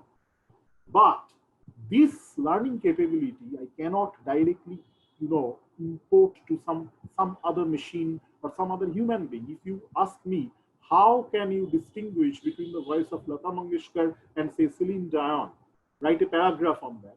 I would not be, it is not possible for me to write an explicit paragraph. This is where the machine learning research comes into play. So in a regular, normal, traditional programming, we provide data, raw data, and a program, which is a sequential set of instructions to a computer, and the computer is expected to give us some kind of output by executing those instructions on the data. For example, the data can be a set of lists of unsorted integers. Okay. And the program may be a sequential set of instructions on how to sort these integers, like quick sort, bubble sort, so many algorithms are there. On the other hand, in machine learning, what we are providing to the computer is data and the expected outcome from the data, as it's some data, some example data, and the expected outcome from the data. And the computer must figure out how to generate such outcome from the data. That means the ultimate dream of machine learning may be to make the computer write down the program. I will provide it with some unsorted lists of integer and some sorted lists, and it should write down the program for me. Okay? So that is the goal of machine learning. There are three modes of machine learning. One is supervised, one is unsupervised, and one is reinforcement. These three traditional modes even now are equally contextual and present to us with various almost unsolvable challenges, some of which I'm going to discuss in the next few slides. Supervised learning involves the teacher. The teacher or the human expert must label some part of the data. Label means it will represent the data in terms of suitable numbers called features, and then also provide us with proper tag or proper class for each of these data. Based on such examples, the machine must learn a system to which, when a new object comes or a new data comes, the machine must automatically take a decision about this new object or this new data. That is the basic goal of supervised learning. On the other hand, in unsupervised learning, we are provided with the data set, which contains many objects expressed in the terms of features or vectors. Then the task is to find out the naturally occurring meaningful groups inside the data. Each such group is also known as a cluster or partition. On the other hand, reinforcement learning is somewhat in between these two extremes. In reinforcement learning, there is an agent, or this agent can be simply a mobile robot. And there is an atmosphere, there's an environment with which the agent interacts. Okay? And through this interaction, the agent may receive an award or may receive a punishment based on what kind of feedback it receives from the environment. It gets to its next course of action. So just like a child is in a room and there is a candle burning and there is a small ping pong ball, the child goes to the ping pong ball, throws it, and gets amused by playing with the ping pong ball. After some time, the child also tries to touch that candle flame and gets burned. So he learns that the candle flame is a very dangerous thing, better to avoid it, better to go away from it. So this sort of learning through the interaction with the environment and from mistakes is the gist of reinforcement learning. In case of supervised learning, the whole framework is like y equal to fx, where y is the output from a function f, which takes the features or numbers in terms of which usually the machine understands. Machine means computer once again. It understands all the objects. It cannot perceive the object as its appearance, color, fragrance, etc., etc. So the basic supervised learning task is the machine will be provided with a labeled set of examples where these y1, y2, all these labels will be provided by some human expert. Based on this limited labeled set of examples, which is also called a training set, the machine will learn this function. This function can simply be known as a classifier or a predictor or a model. And when a new data point comes before the machine must take a decision about its category based on this function which it learns. For example, the machine may be provided with 100 chest X-ray images, of which, and there is a doctor who has examined this chest X-ray image. There is an expert doctor, and the doctor has found some of the chest X-ray images have pneumonia traces, maybe because of COVID-19, and the other chest X-ray images are actually benign. So the doctor labels these images manually, and then the labeled images are provided to the machine. The machine must learn a function like this through statistical mathematical intricacies. And after that, when a new image comes, the machine must tell us whether this patient has COVID-19 pneumonia trace or it is a benign lung image. Okay? Then we have to depend on the machine for the medical diagnosis. However, the whole business of machine learning, all the algorithms, even in deep learning nowadays, convolutional nets, their next generation structures, all are based on certain very simplifying assumptions. First of all classes must be equally represented.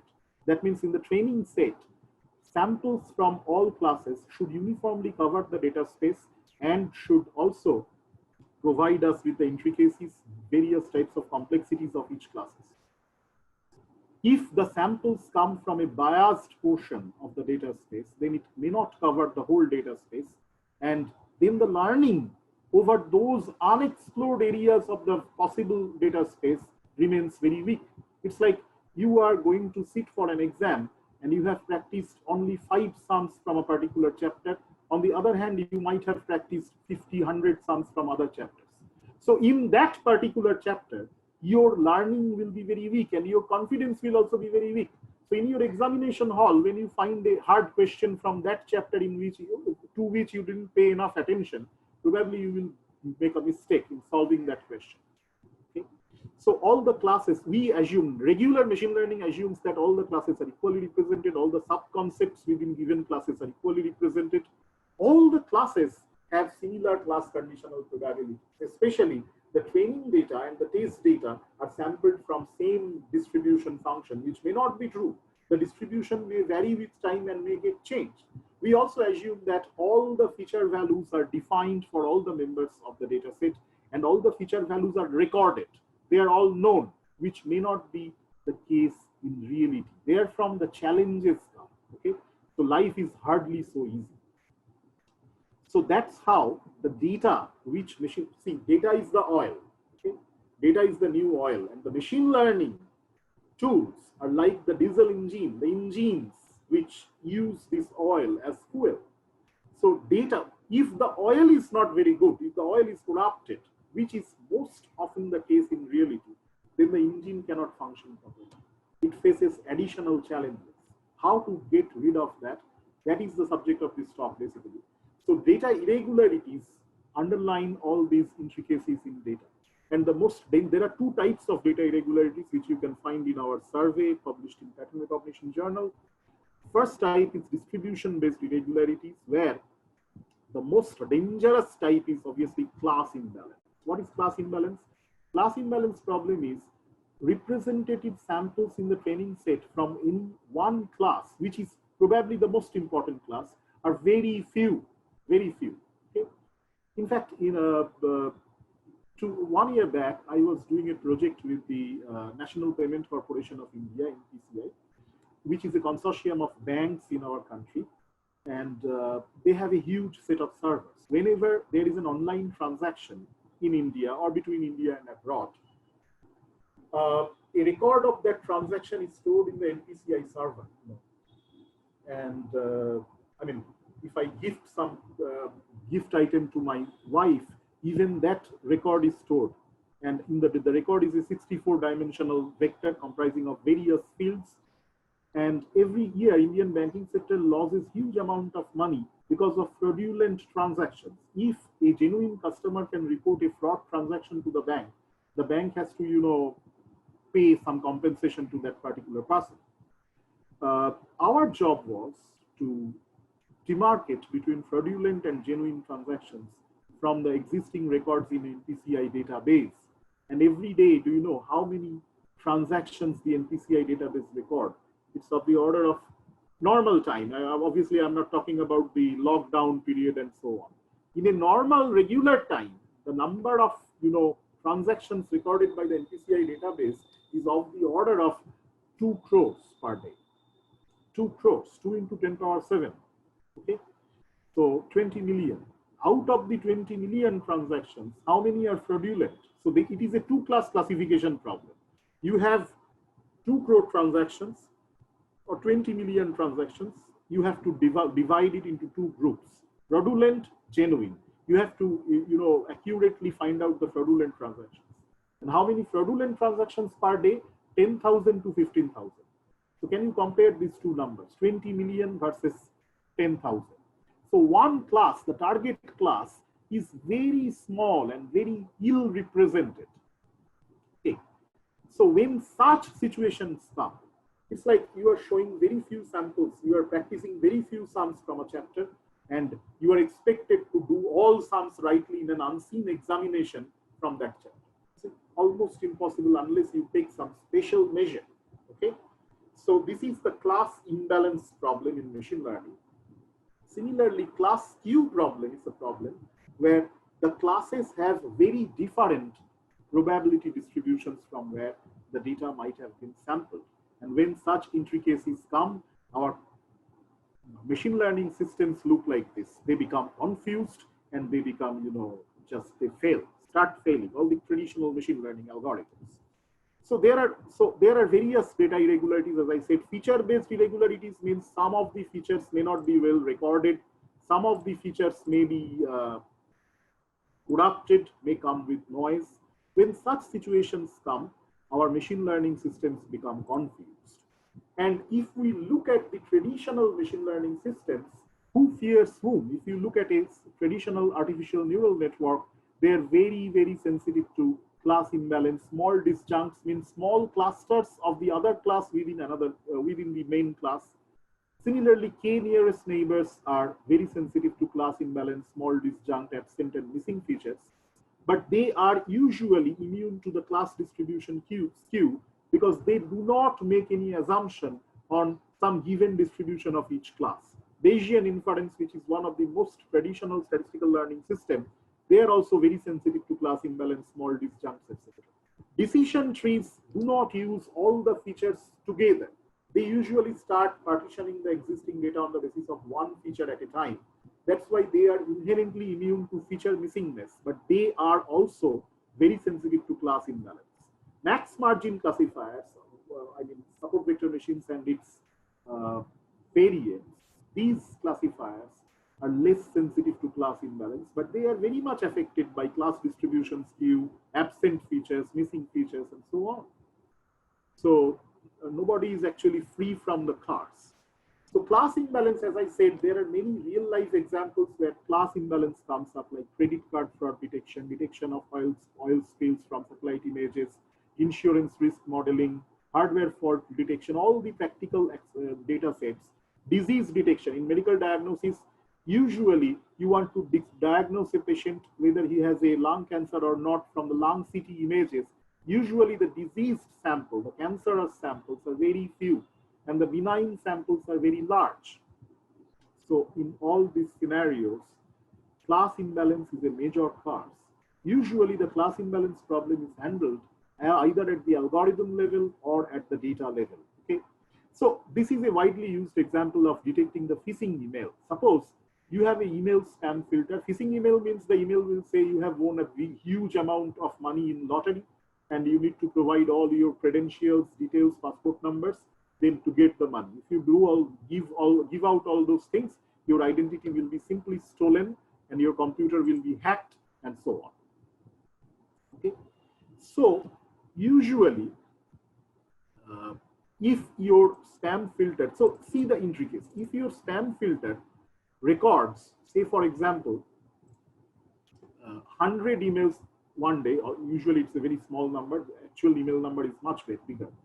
If you have 100 emails per day, and out of the 100 emails, if 4 emails are spam or phishing, and your spam filter, which is basically a 2-class classifier, says these 4 emails are genuine, so it misclassifies all the 4 emails from the phishing class or spam class. What is your accuracy? The accuracy of classification is 96%. But what is the usage? 0, negative, because your classifier has missed the most important target class. So this is one challenge posed by class imbalance. Small disjuncts are usually small clusters within the class. Within an actual majority class, you can have rare cases of minority class clustered like this. There are many, real life examples. And usually if your data distribution is like this, then most of the traditional machine learning systems will fail to distinguish. Feature-based irregularities can come in 2 forms. One is some of the features are not recorded, or some of the features are actually, when you take the picture of some, you take an image. So many pixels may have noise riddled on it, or many pixels may be blank. So these are the missing features. On the other hand, there may be absent features, features which are not defined for certain classes. And this leads us to the trans-dimensional machine learning. For example, you want to, cluster DNA sequences. DNA sequences or protein sequences which are made of adenine, thymine, guanine, cytosine, 4 kind of proteins, A, C, T, G. And these protein sequences have various lengths. So one sequence may be A, C, C, T, G, G, G, A. Another one may be A, C, T, G, A. They have widely different lengths, and all proteins are not present in all sequences.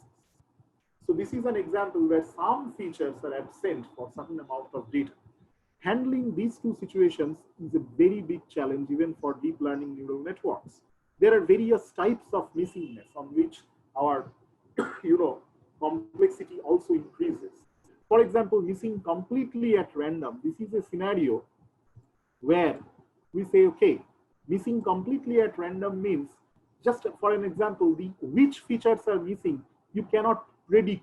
In an annual income survey, a citizen is unable to participate.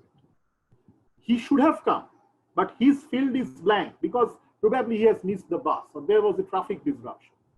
On the other hand, missing at random sometimes depends, sometimes you can predict which features are likely to be missed. For example, college goers, if you are dealing with a survey and you are doing some processing of the survey data, a college goer is less likely to report his income than an office goer. But the college goer will report, but you don't know whether the college goer will report his income or not. But he is less likely, and it is irrespective of his actual income. A college goer may actually earn more than an office goer by doing private tuitions and all.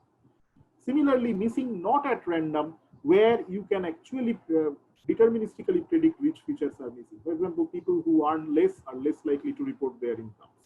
Okay? This is an example of structured missingness or absent data. Absent data means you are writing some number and maybe the ink of your pen has been dried out in some portions. So in those portions, there is no pen mark. Those portions are blank like this. So if such missing data is there in your machine learning system, it is basically very serious, and most of the traditional systems just blur out. Similarly, nowadays we all talk about deep learning. In deep learning era, one of the major cars is the adversarial attack on the neural networks. This is something very serious. Human vision system, is a very robust system. You see this image of the pig. If you add this sort of random noise with the image, and if you scale the magnitude of the random noise by a very small number, 0.005, what happens? The image is visually same for a human being. To you, to me, it's still a pig. But if you try a convolutional neural network or a deep neural network, before the addition of this noise, the neural network was calling this as a pig. After the addition of this noise, the neural network call it as a flight or an airline. This happens. This is particularly very dangerous for the automated cars. Nowadays, we talk about Tesla 4.0, the automated car systems. In case of automated car systems, there are neural network-based detectors of the road sign, traffic signal. So if there is a stop sign and if there is an adversarial attack, that means the camera is somehow, nowadays everything is connected with the internet. The camera has its IP address. So some adversarial attack program just pinches on the camera and adds a noise with your stop sign. To a human being, it's still a stop sign, but to your neural network, it will become a teddy bear. So maybe in front, there is some dangerous road. You will see your car cannot detect the stop sign and it will straight go into the dangerous road and make an accident. This is called sometimes. So this is a very active area of research, detecting adversarial attacks and designing adversarial attacks for fooling up your neural networks. Sometimes in the image, there are some very few pixels, which even one pixel may be there. We call it one pixel attack, which if gets corrupted by noise or by some other artifacts, the prediction, what is there inside the image, even from a fully trained convolutional net, will get completely changed, upside down. And the consequences can be really devastating. Okay?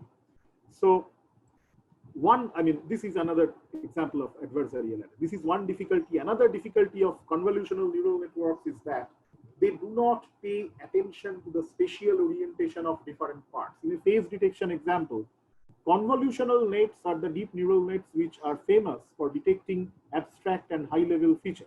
So instead of looking at pixel by pixel to your face image, the convolutional net can detect the eyes, the forehead, ear, nose, etc. But the network is completely ignorant about the spatial structure of these high-level features. So if you look at this face image, even if your lips are at the forehead, still the CNN will recognize this face as if this strange thing as a face. Okay. Sometimes, so to get rid of that, the godfather of deep learning, Professor Geoffrey Hinton, in 2017 has proposed the famous capsular neural nets, which can remedy both of these things. One is the visually imperceptible noise attack, and one is the spatial incoherence among the various high-level features. Okay. Semi-supervised learning is a paradigm, rapidly upcoming paradigm in machine learning, which gets us remedied from the need of huge amount of training data for deep neural networks. We talk about deep learning so much.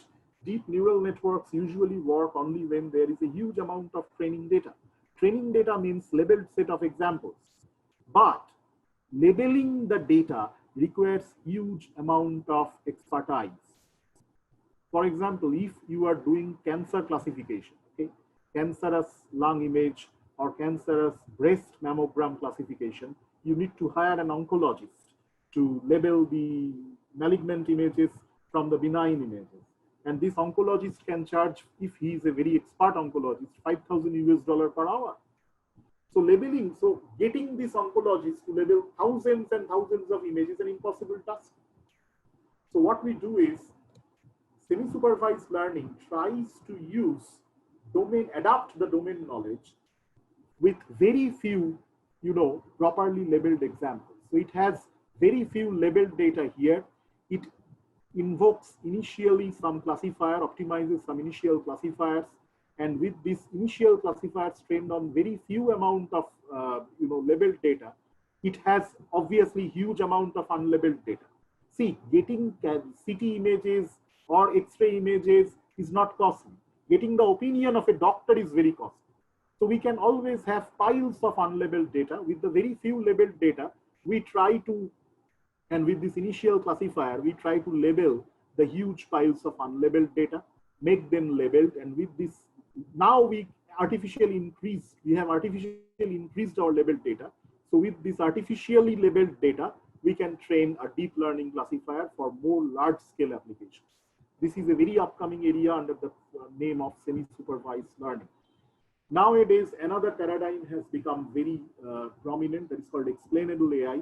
Explainable AI, the traditional AI, especially the deep learning models, nobody knows what is actually happening inside that.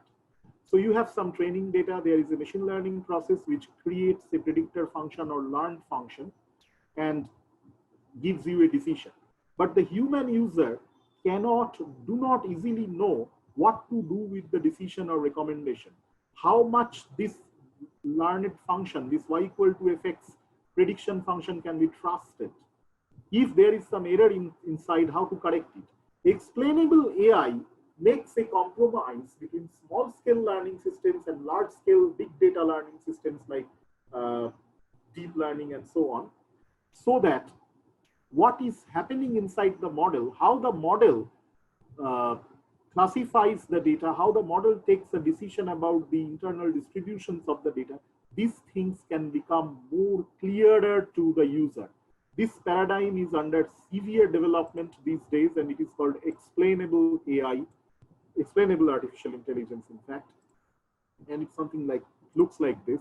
So see, if I plot a model explainability along x-axis and prediction accuracy along y-axis, usually very good classifiers, which gives us very good accuracy, are not explainable. And the examples are deep neural networks, which has so many hidden layers, but it is not exactly known what is happening inside those hidden layers. Okay. How the high-level features are created by various combination of the low-level features inside the hidden layers. Support vector machine, how it is actually projecting the data to a high-dimensional kernel space. Okay, boosting inside ensemble classification, how much weightage is given to each of the weak classifiers. These are all black box information, not known to the user, and there is no transparent mathematical theory to explain them. On the other hand, more easier methods which has very solid mathematical background, which the user can fully post-mortem and understand what is happening inside, like logistic regression or linear regression, general additive model, single decision tree, not the ensemble. They have high explainability but low prediction accuracy. Explainable AI tries to merge these two disciplines in an interlinked fashion so that the output from a deep neural network may be further, explained with the help of a logistic regression function, which is fit on top of the deep neural nets, and so on. So this is what explainable AI is. Deep neuroevolution is another very important future research avenue. Deep neural networks have so many, hyperparameters. Like when you are employing, if you are a practitioner and you are trying to enforce this convolutional neural net to solve your own domain-specific problem, there are so many questions to answer, like how many deep layers are there, how many hidden layers are there, how many nodes are there per hidden layer, what is the activation function, should you use a ReLU or a leaky ReLU or sigmoid or what? All these questions have to be answered through series of hand-tuning experiments, series of trial and error, trial and error, trial and error. If we have to do trial and error, why not do it in a more guided way? That is the beginning quest for deep neuroevolution, which follows the principles of Darwinian evolution and natural selection to optimize the structure of your neural network. Structure of your neural network means not the weights, but the number of hidden layers, structure of the arrangement of the hidden layers, activation function arrangement, etc. And For example, Uber AI has a dedicated page for promoting the deep neuroevolution. Usually, evolutionary strategies have shown huge success in designing neural nets, in designing problem-specific neural networks, which always provide us very nice result compared to a hand crafted deep neural network, which has been made through guidance-less trial and error methods. Evolutionary computing is nothing but a more guided trial and error method, okay, and which is sometimes very, very effective. Okay, so with all these things, this is the picture of Geoffrey Everest Hinton. Machine learning is a very fascinating paradigm. As I told you, machine learning is called the modern diesel engines for the oil that is data. But machine learning works on several simplifying assumptions. Real world data may not be so smooth and so easy. Sometimes we have to take many auxiliary precautions. For example, in the imbalance classification problem, we can artificially increase the number of samples in the minority class when we call it an oversampling method, or we can discard many samples from the majority class so as to balance these two classes. One class has huge amount of data, one class has very small amount of data. We need to balance them. Okay? There are so many additional things that we have to make. And obviously, Geoffrey Everest Hinton, who is revered as the godfather of deep learning, still believes that with all these developments, we are still light years away from understanding how human brain really works. So he has written this: the future depends on some graduate student who is deeply suspicious of everything I have said. So there are many scopes and many challenges to take.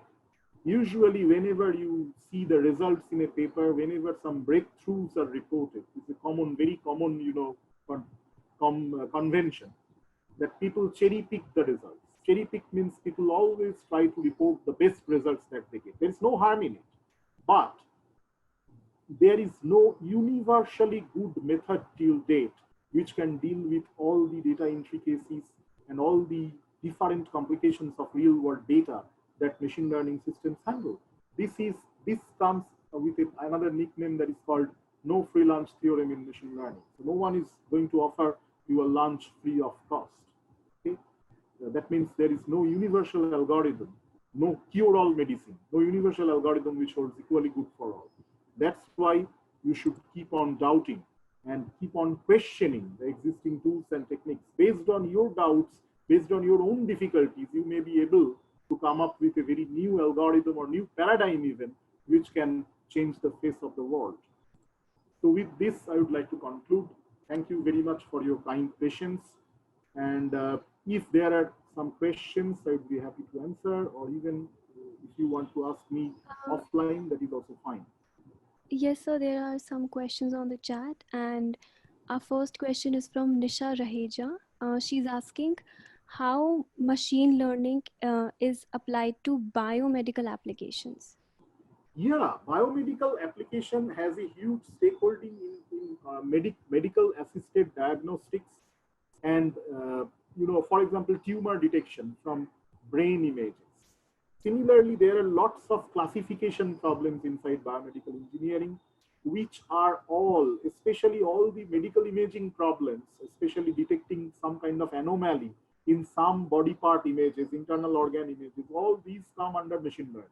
So you can employ support vector machines or random forest or deep neural networks like convolutional nets, etc., for solving your biomedical problems. There are so many case-specific applications. I think if you open up, for example, the IEEE transactions on biomedical engineering, TDM, and if you look at the, the early access articles, you will see 80% articles are nowadays based on deep learning neural networks. Specifically, the medical diagnosis, computer-assisted diagnosis is the main area where people use, machine learning tools and techniques to demarcate between benign images versus disease images.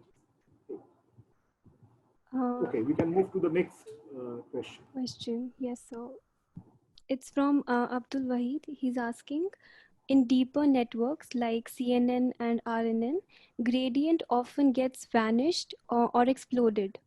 In exploding gradient problem, we clip the gradient when it exceeds certain threshold. Would similar approach to augment the gradient work in case of vanishing gradient problem? Yeah, this is a very good question. For the vanishing gradient problem, usually what happens is in the back propagation, while you are back propagating your error, if you are using a sigmoid nonlinearity has this kind of a shape. If the input value is very high, the nonlinearity gets flat. And when it gets flat, if you try to draw a tangent at the flat portion, the slope of the tangent becomes very small. That means tangent is what? Dy dx is the gradient. The gradient becomes very small. Especially this happens when the error is propagated from the last layers towards the initial layers. Now, to get rid of that, there are a number of techniques that the deep neural networks employ. One such technique is the use of ReLU activation function, rectified linear unit activation function, which looks like this. It is 0 for negative input and a constant slope straight line for positive input.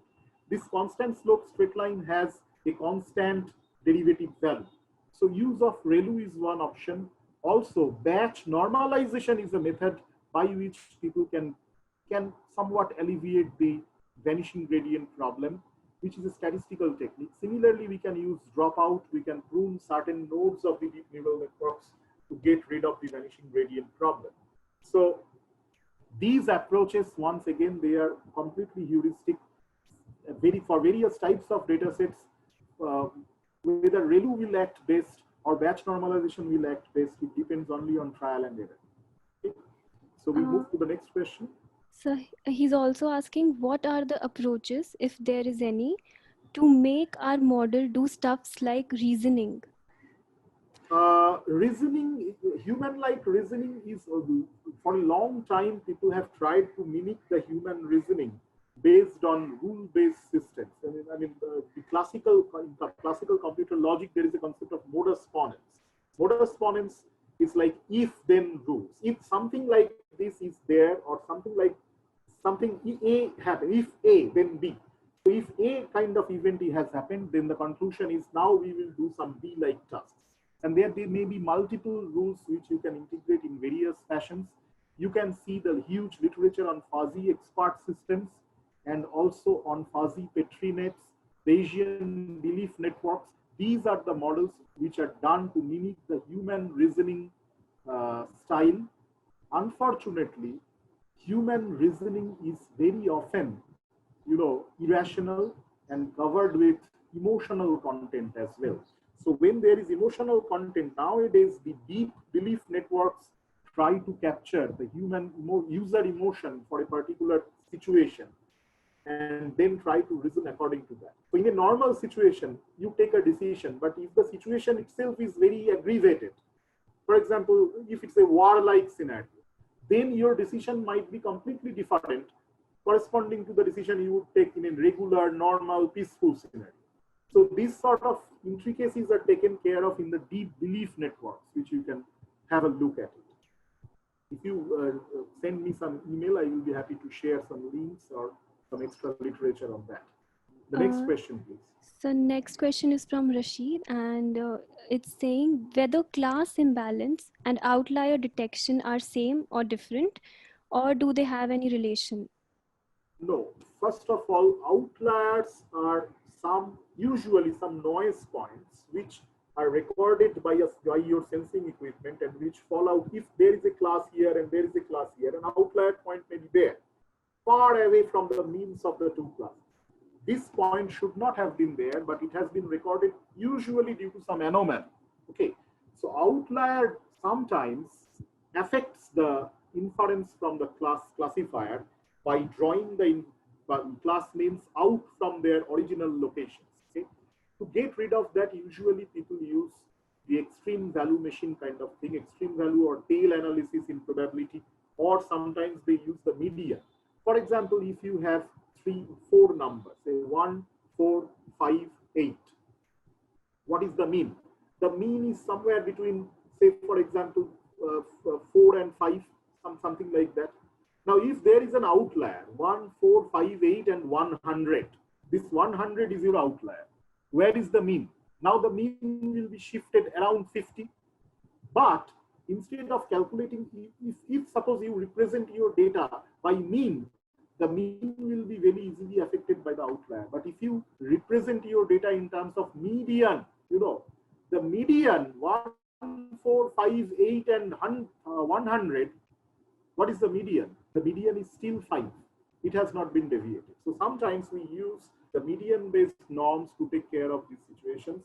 Class imbalance is a completely different scenario. There is no relation. Class imbalance usually means one class is severely small representative samples are there in the training data. This class, in a multi-class scenario, sometimes if the minority class has very few samples compared to other classes which have enough samples, then the minority class may be mistaken as an outlier, which is even dangerous. If you use the common outlier detection methods, the minority class may be completely wiped out, which we do not want. That is the actual class we want to capture. Okay, so outlier detection and elimination techniques usually do not work, because outlier detection techniques are also sensitive to the presence of only 1, 2 outliers at the outskirts of your data. I do not have any information that outlier detection techniques have been used for imbalance classification. Usual techniques are through oversampling and undersampling.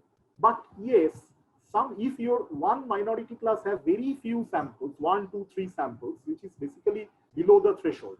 Sometimes if your imbalance is very high, you cannot do anything.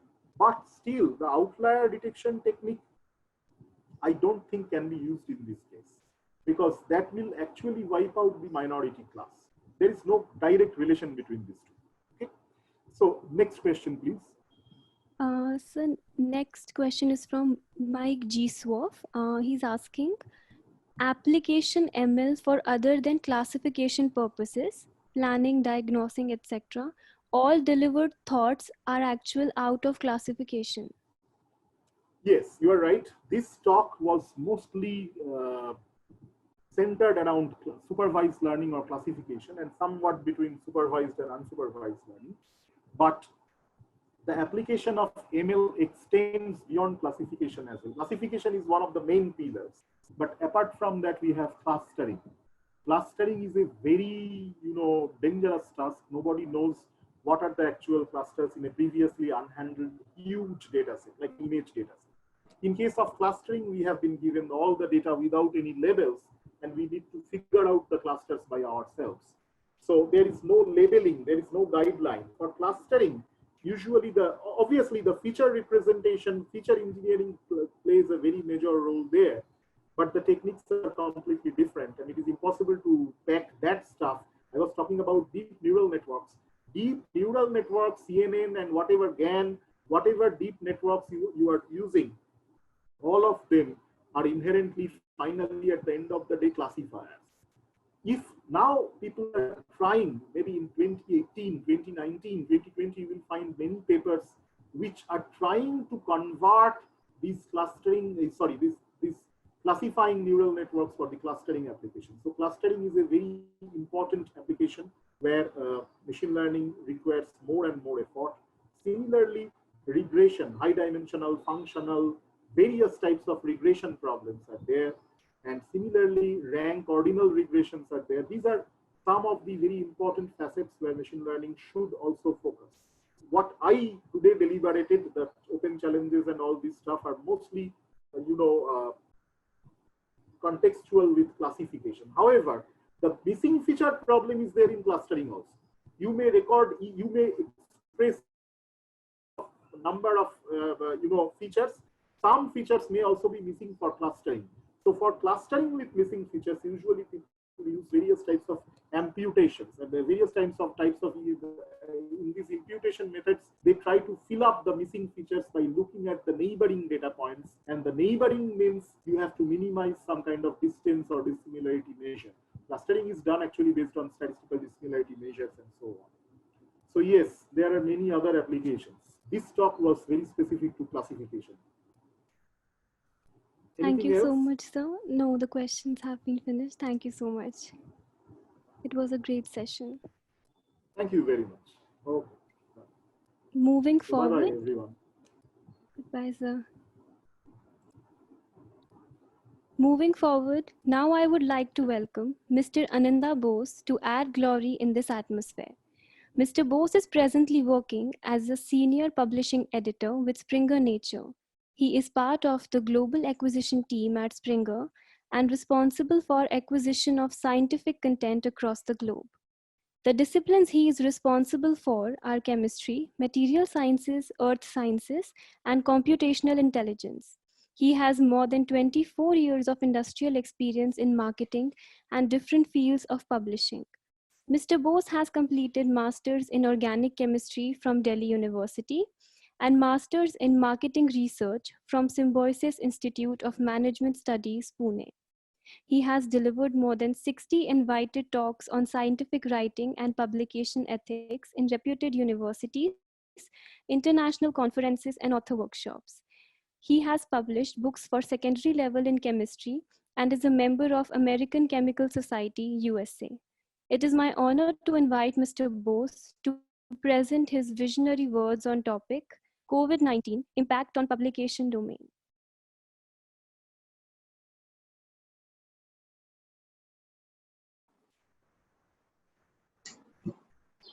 Good evening, everyone. I think you can hear me, correct? Good evening, sir. Yes, sir. Hi, good evening, good evening. Glad to see so many known faces, and of course, there are many unknown also, but we will be known after this session. And it's a session which is basically we planned, an year back. And Ashish and Deepak, they both came to my office and we discussed about this conference, and we were discussing what exactly the next conference should be, what are the topics which are hot. So it's just data is something which Swagatam has very correctly said. Data is the new oil. Some people say data is the new soil. Data is the new gold. That is what our Prime Minister has said. So this is something which is the proven fact that we have to have data, which is something which is the most important thing. All the countries, all the scientists, all communities have already discussed, and they have made their mind that if we have good data, if we have structured data, if we can manage data well, then there are good scope for every country. So the whole topic and theme of ICDAM is hovering around that data. You had two very fantastic talks in this inaugural session. One from Professor Fortino. He is a master in his area of IoT, and he is a series editor for us, for Springer. And we also have, after that, Swagatam. Swagatam talked about machine learning. We also have Swagatam on our board as series editors. So glad to see two Springer series editors talking before me. And I have the opportunity now, and it's a great opportunity to talk about data again. So I thought, let me also concentrate on data, and I will just share my screen so that you can see the screen.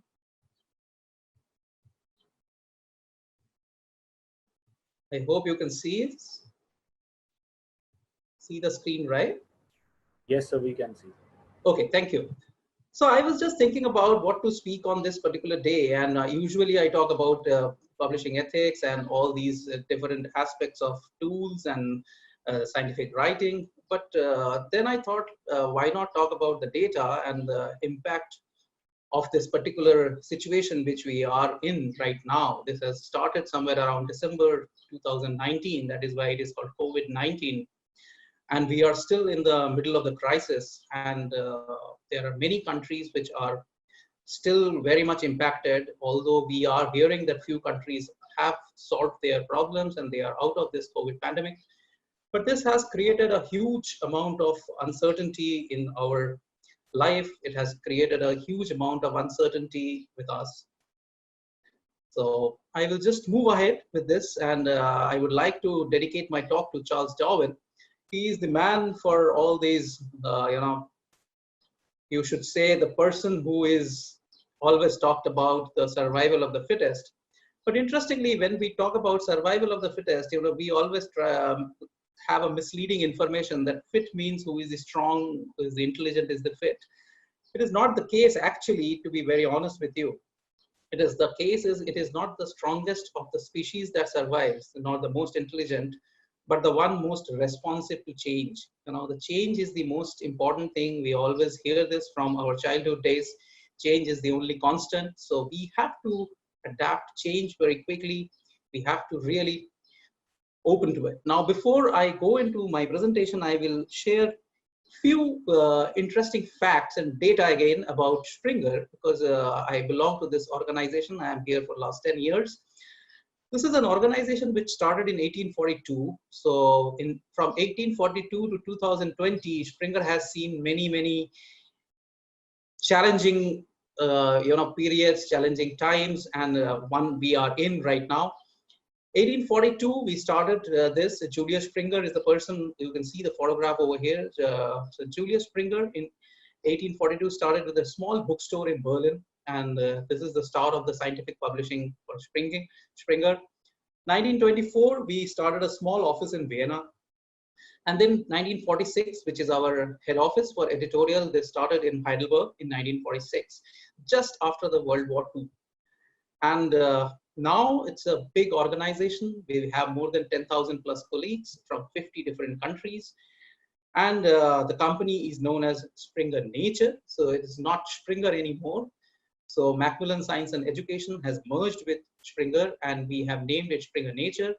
You all know Nature is a very big brand journal or a magazine. Sometimes people say it's a science magazine. So it's a magazine which is a part of the bigger scientific community, and Nature is a part of Springer right now. So I belong to Springer Nature. See, when I see this whole COVID pandemic, there's an interesting thing which came to my mind. Like you all are faculties over here. Everyone is taking almost online classes for last 4 or 5 months, and you people are facing a big challenge to move to virtual classes, and everybody was struggling in the beginning, but eventually people got hold of it. Students were able to interact well. So when I was just preparing this presentation, it came to my mind, if every day there's a new door of discovery is getting opened up.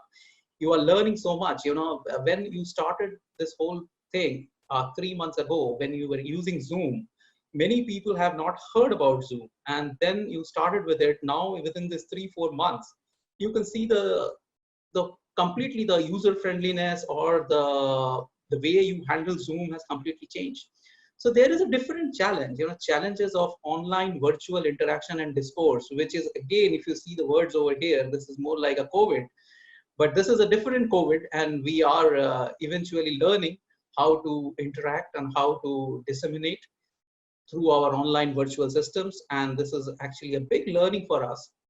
And this is something which is actually affecting the publishing domain a lot, because when everything is virtual, when we talking about this conference itself, nobody thought, we were in constant continuous discussion with Dr. Polkowski, and he was actually planning to receive us in the airport, and all those things where all these logistics were working out. But at the same time, when we have to move everything to this online thing, and it will be like a different kind of a challenge, different kind of an experience for all of us to attend conferences online.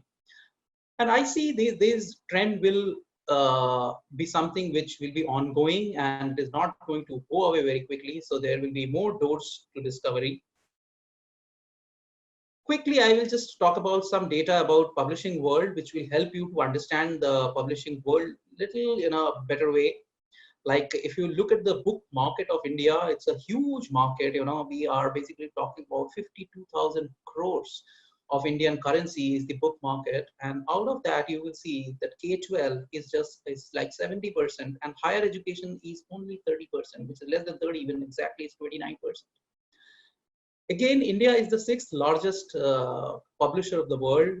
We are the 2nd largest English language publisher in the world. There are 19,000 publishing houses in India, and we have 12,000 publishing houses who are using ISBN system. And in 1 year, you will be interested to know that we publish in 22 different languages, and in 1 year, we publish more than 1 lakh books.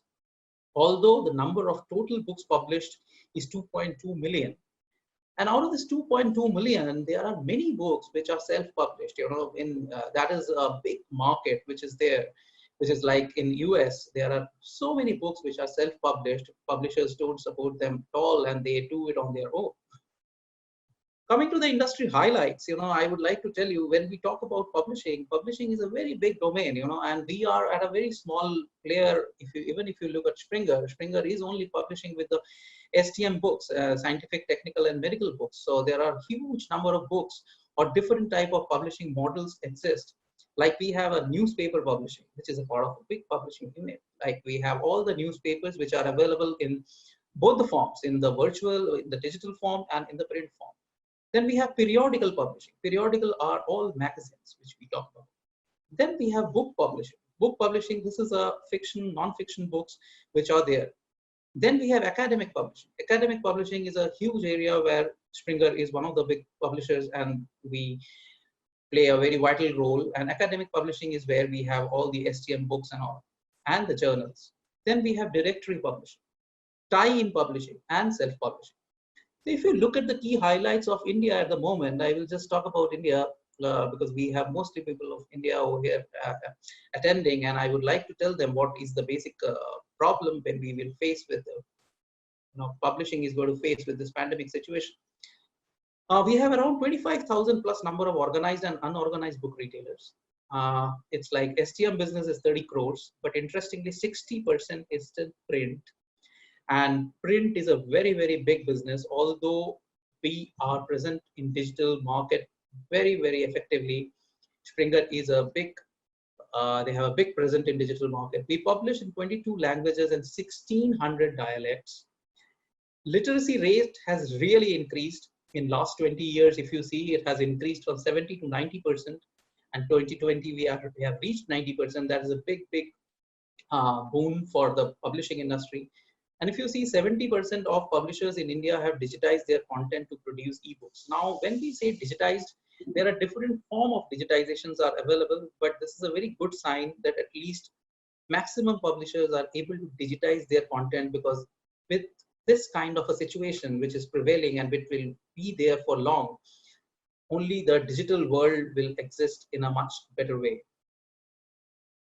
Talk about direct impacts. If you look at these riders over here, down here, you will see there are a couple of points which I have mentioned over here, like printing, advertising, distribution, promotion, and behavior. So when we talk about all these, it's easy to understand with when you calculate the whole thing with a color zone. So it's easy to understand, green being the best, not affected at all. Yellow is somewhere okay.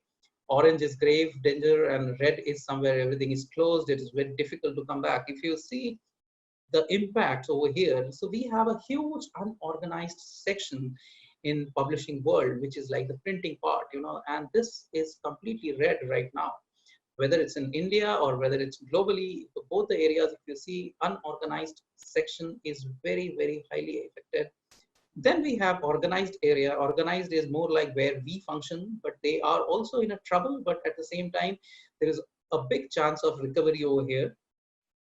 Then we have a print market and a digital market. Print market is very badly affected because print market is something where, printing is not possible right now. Then books are not books or journals. They are not considered as essential commodities at all. So that is one of the reasons where we don't have these essential commodity as books. So book cannot move around, like digital marketers. If you talk about big marketers like Amazon, if you talk about like Flipkart, they cannot market these books and they cannot sell it to people. So there are many countries which are right now in a problem of receiving them.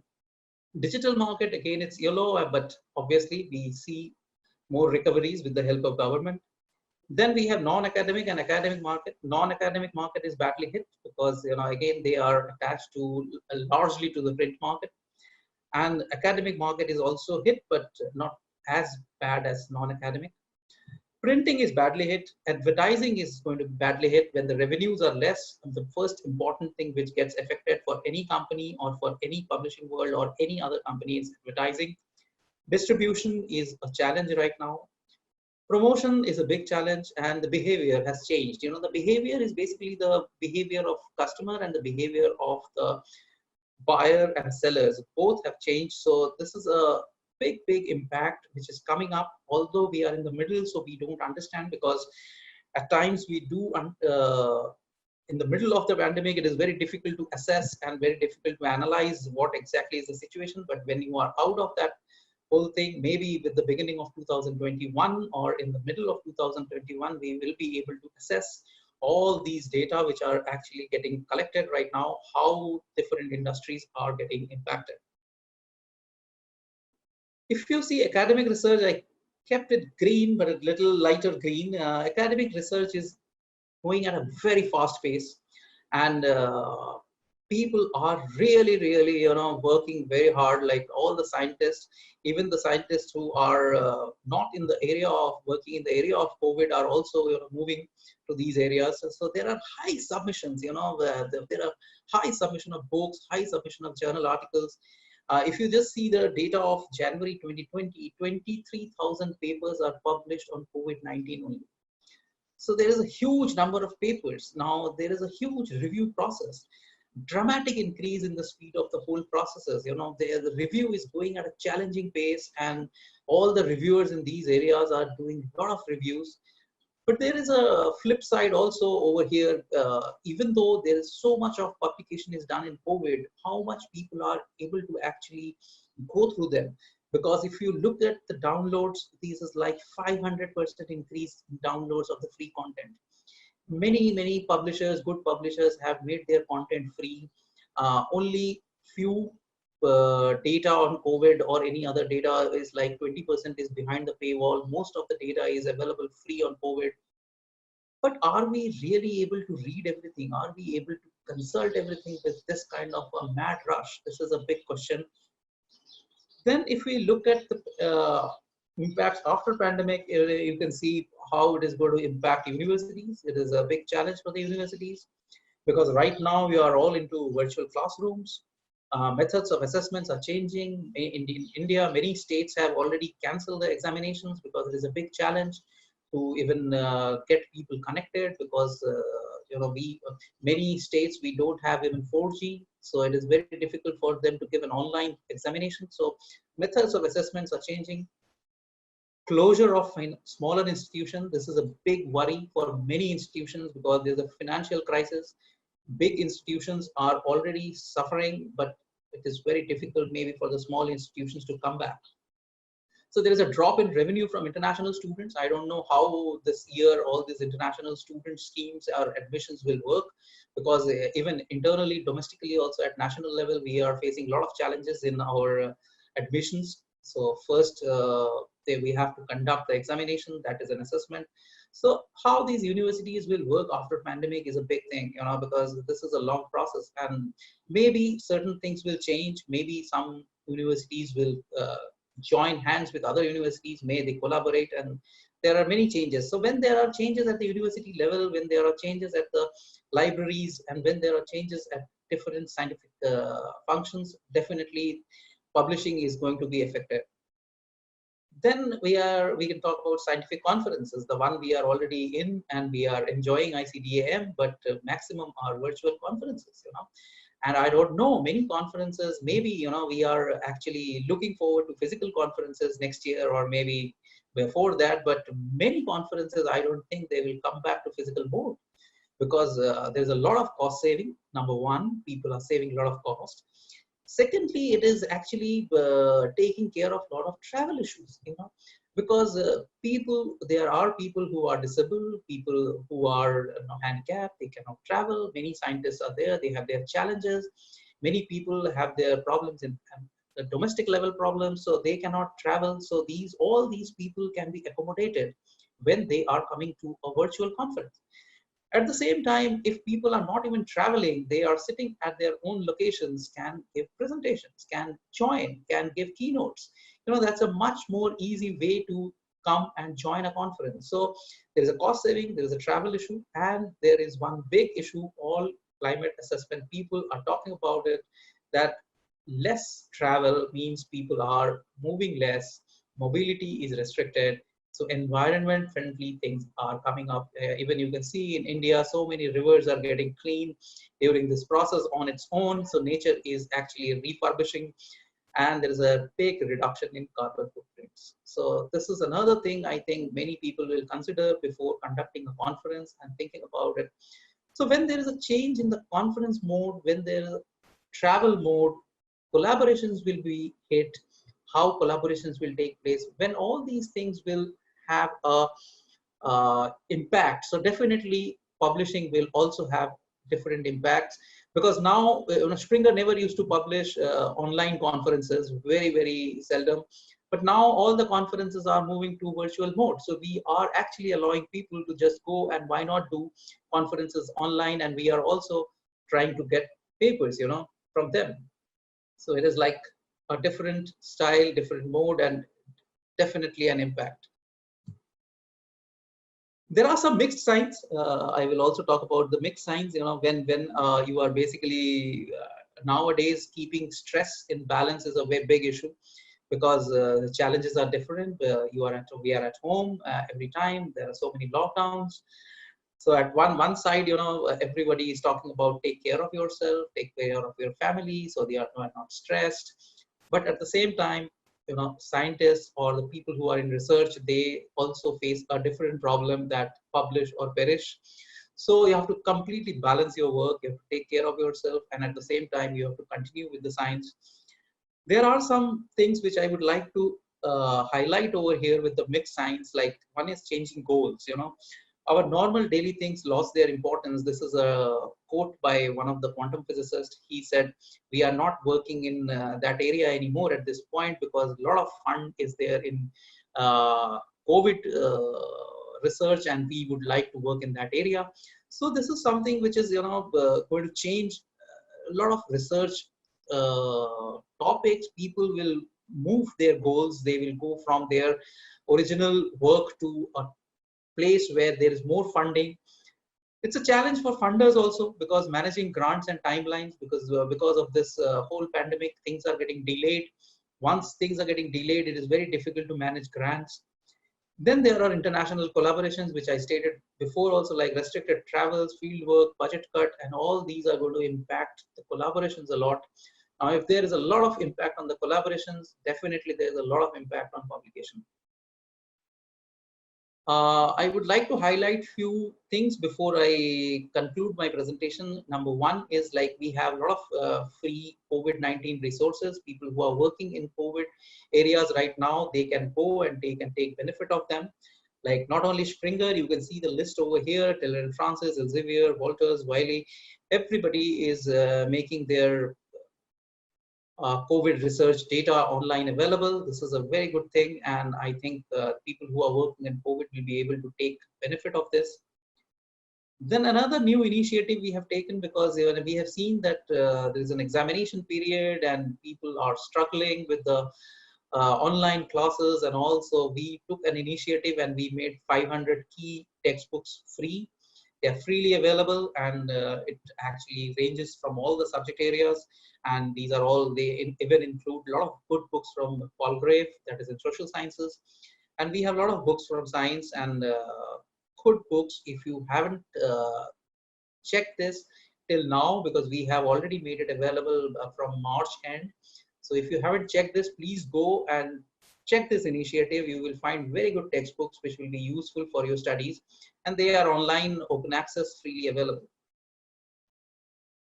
There is a blog which I would like to highlight, because this blog is very active right now. This is something which we started long back, almost 5 years ago, but it took some time to have for reachability. But right now with this COVID thing, pandemic, people are reading more, or maybe they are writing more. They are coming to this blog, The Source, and we are basically doing a lot of work in this particular area.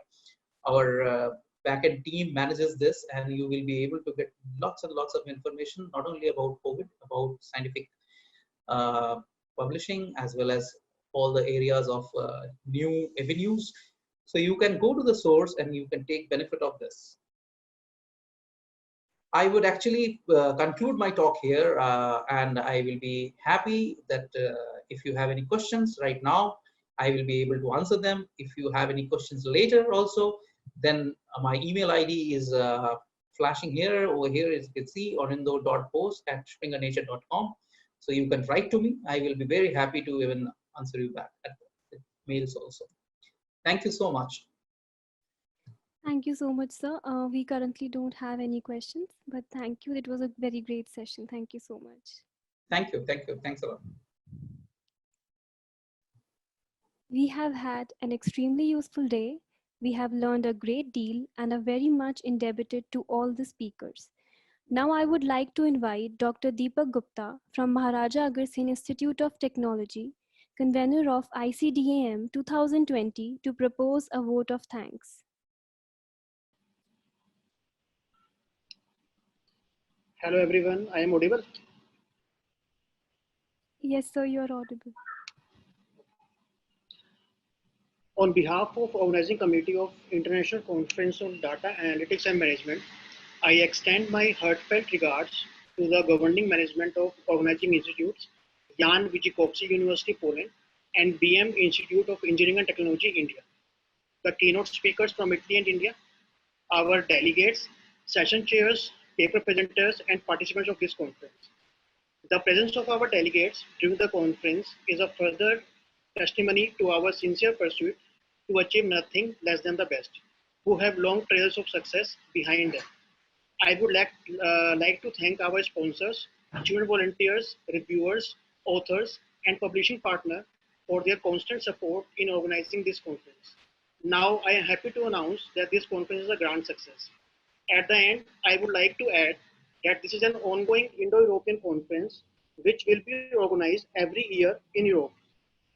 Now at last, I would like to invite you for our next conference, ICICC 2021, International Conference on Innovative Computing and Communication, to be held at Shahid Sukhdev College of Business Studies, University of Delhi, India, on 20 and 21st February 2021.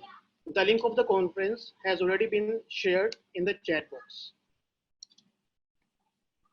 You can click on the website link and you can see the call for paper and you can submit your research to our next conference. Thank you very much. Thank you so much, sir. We also have a poll. You can see it below the screen, so please participate in the poll, everybody. And now I would like to invite Dr. Tadeusz Kierzyk, Rector of Jan Wyzykowski University, Polkowice, Poland, for closing speech of this conference. Hello, welcome.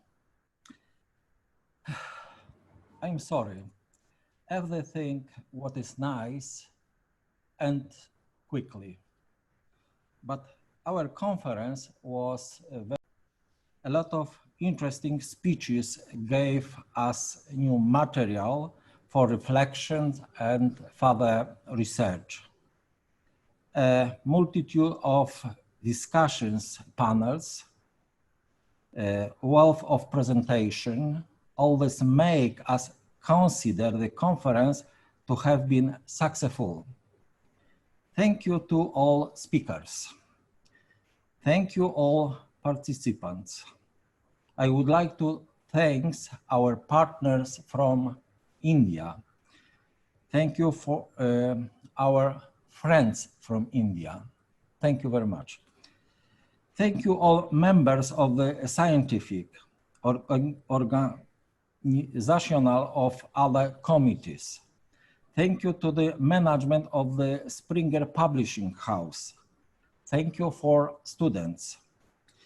It is a great value for us that we could be with so many outstanding representatives of world science today. Thank you very much for that.